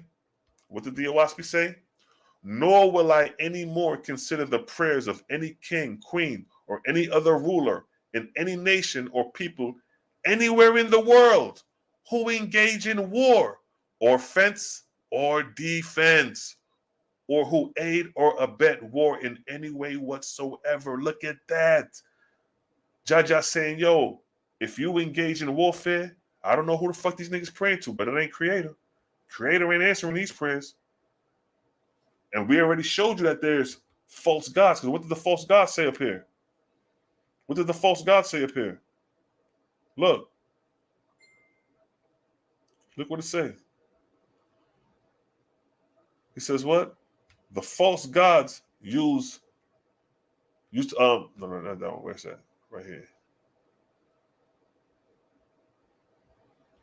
Right here. This one. The false gods with their trained warrior angels. See that? They're false gods, because false gods will more likely be the one answering these prayers. Because it ain't coming from the Creator. Somebody got to respond to these prayers. One of these false gods got to respond to these prayers. You got the Muslims and you got the Americans. Same. What did the OAHSPE say? Offense or defense. These niggas could be playing the defense. The America playing the defense. These niggas playing the offense. But they praying. But look what it said. But the false gods with their trained warrior angels who delight in evil. So you got false gods while with trained warrior angels, warriors, while Jehovah's telling you no warfare. But then you got it right here where he's saying, nor will I any more consider the prayers of any king, queen, or any ruler, or any nation or people anywhere in the world who engage in war, offensive or defensive. So all these people right here praying, guess what? Their prayers ain't being answered by Creator. Their prayer being answered by false gods. This shit get deep. But look what happens. But I will abandon all such people. All these people who praying to this goddamn, whoever they think they praying to, Jehovah's angels ain't with these niggas. Because they about to go spill blood. They going against the Creator. So it's only a false God that can answer their prayers. But I will abandon all such people, and my lords shall abandon them, and my holy angel shall abandon them. So look, this is the process. When you start engaging in warfare, the Creator withdraw his holy angels from you. And what happens when he withdraw his holy angels? This is what happens. And they shall be left as prayer to their own harvest of evil spirits and to all manner of drudges, spirits of darkness. So what's going to happen is when the Creator withdraw his angels, you're going to be prayer to their own evil harvest of evil spirits. See that? So all these niggas out here on the field, going to war, guess what? They're creating their own harvest of evil spirits by engaging in warfare. So all these soldiers that are praying, the angels of the Creator don't withdrew. He said, no, we can't participate in that.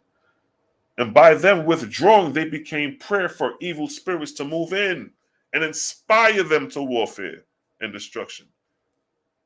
And that's what verse 28 states, verse 27. And they shall be afflicted with assassinations and triggerers, and the spoilers and anarchy riding the destruction. That's what's taking place here. That's where niggas is headed. So from praying into warfare, rioting, anarchy, and destruction. So this is where they're headed next. Soldiers at war. Soldiers at war. So after all the praying that they did, now it's time to do this. It's time to kill. They prayed to their God. Now they're going into battle. Remember, they got trained warrior angels. See that? The false gods with their trained warrior angels. Trained warrior mortals. Same shit. These mortals are inspired by the warrior angels. See that? Trained warrior angels. Let me show you that the inspiration of these angels is inspiring humans. Let's go to the book of Thor. Let's go to the book of Thor. Book of Thor 113. So right here. 14. See, look. The wars in heaven have inspired mortals to war on earth, so that all around the world, unending battles are going on. So when you see, what does it say here? It says the wars in heaven have inspired mortals to war on earth. See that? These are the wars on earth being inspired by the angels of heaven. And then it states the false gods with their trained warrior angels. See that? Precept upon precept here, little there, little. The wars in heaven have inspired mortals to war on earth. And then look. And those who are slain on the earthly battlefield are born into spirit in chaos, not knowing they are dead as to earth life. And so they linger on the battlefield, still battling imaginary foes. So that's where these niggas is headed. They about to go to battle, get their ass slain, and them niggas is headed to Pine Oil Heaven. Pine Oil Heaven, and all these niggas is headed to Pine Oil Heaven.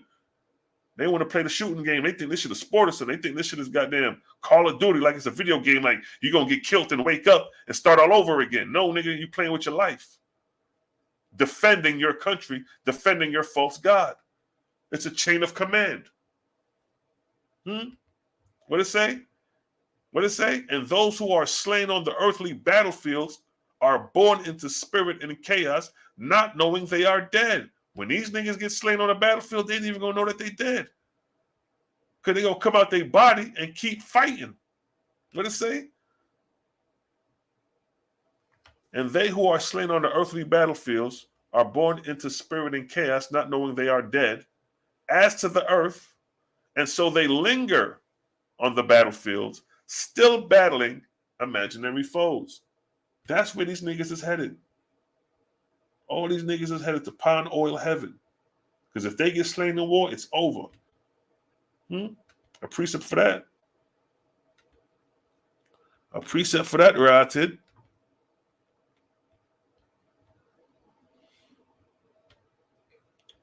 Precept upon precept here, little, there, little.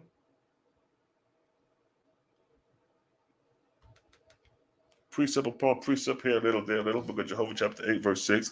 And mortals slain in war shall be born in spirit into chaos on the battlefield and enter the spirit world in chaos.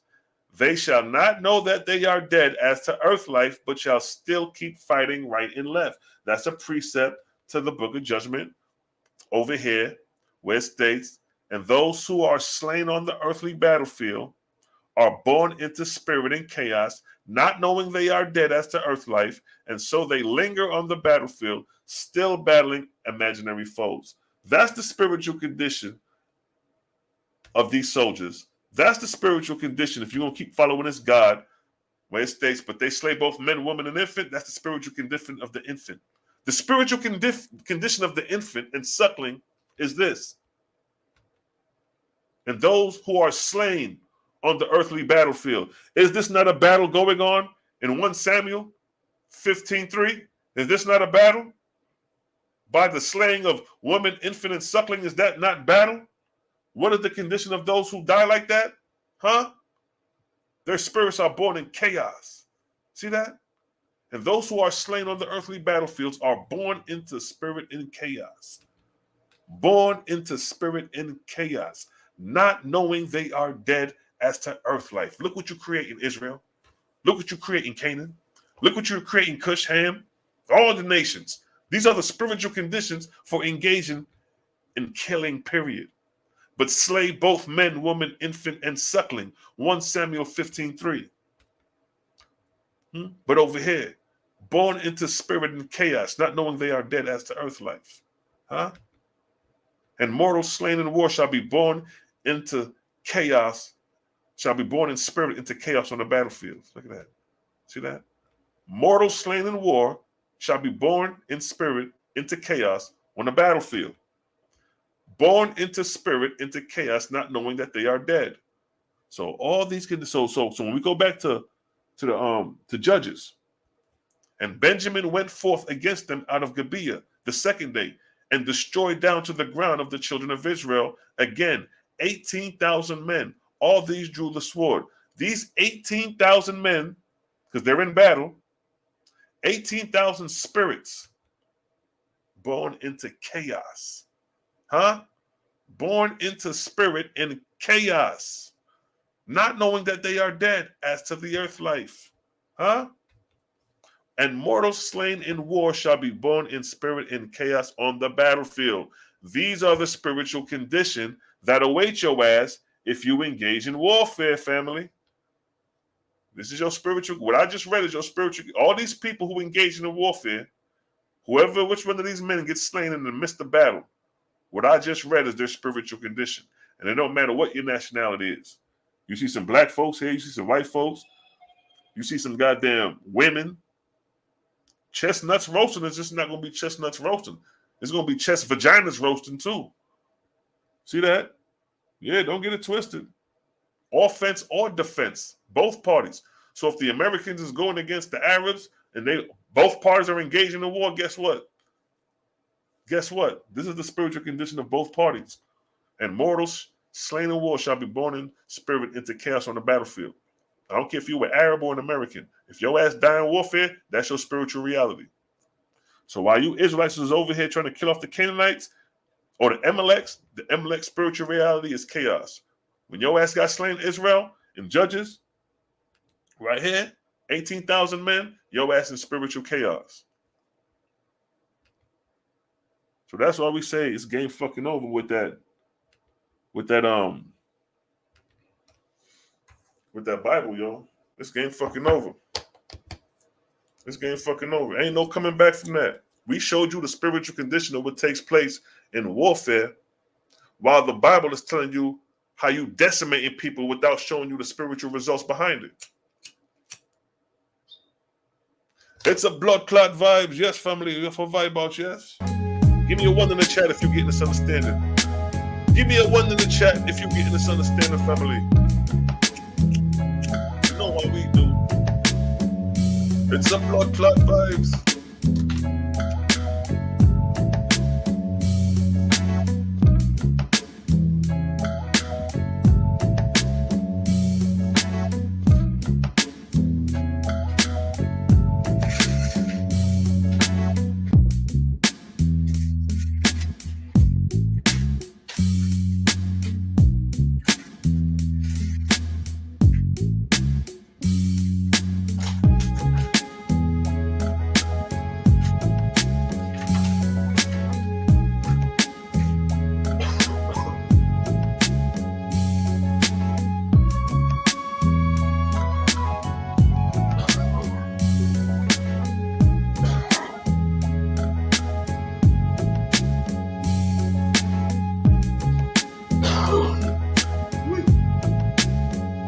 It's a vibes.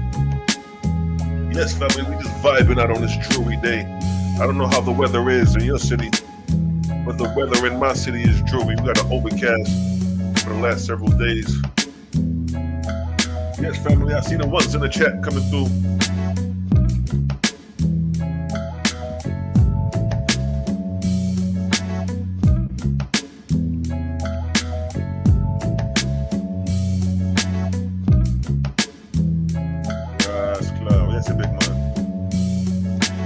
That's the same thing Selassie did pray to the Christian God to go to war and lost. And they call him the Most High. People won't learn. Ras, look at that. What I just read as an example.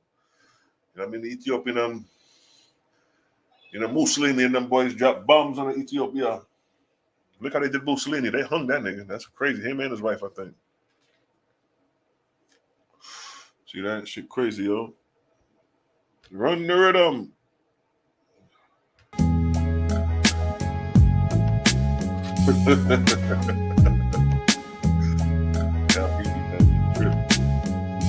It's a blood clot vibes.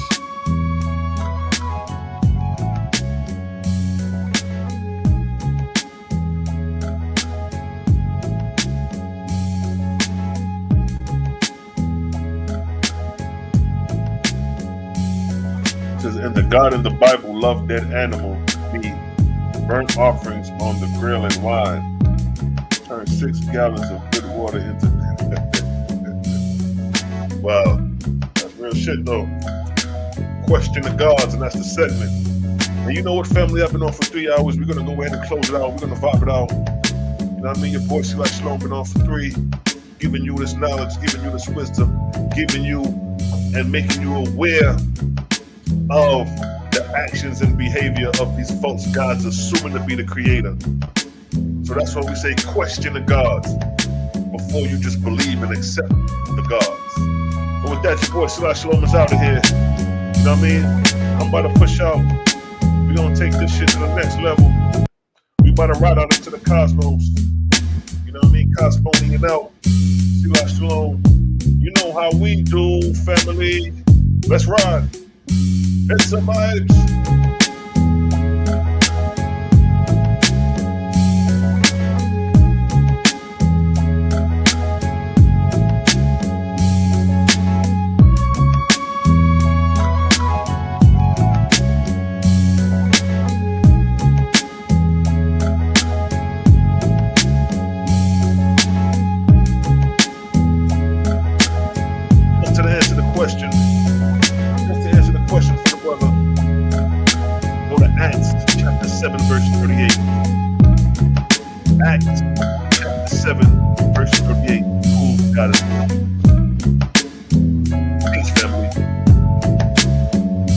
It's the vibes.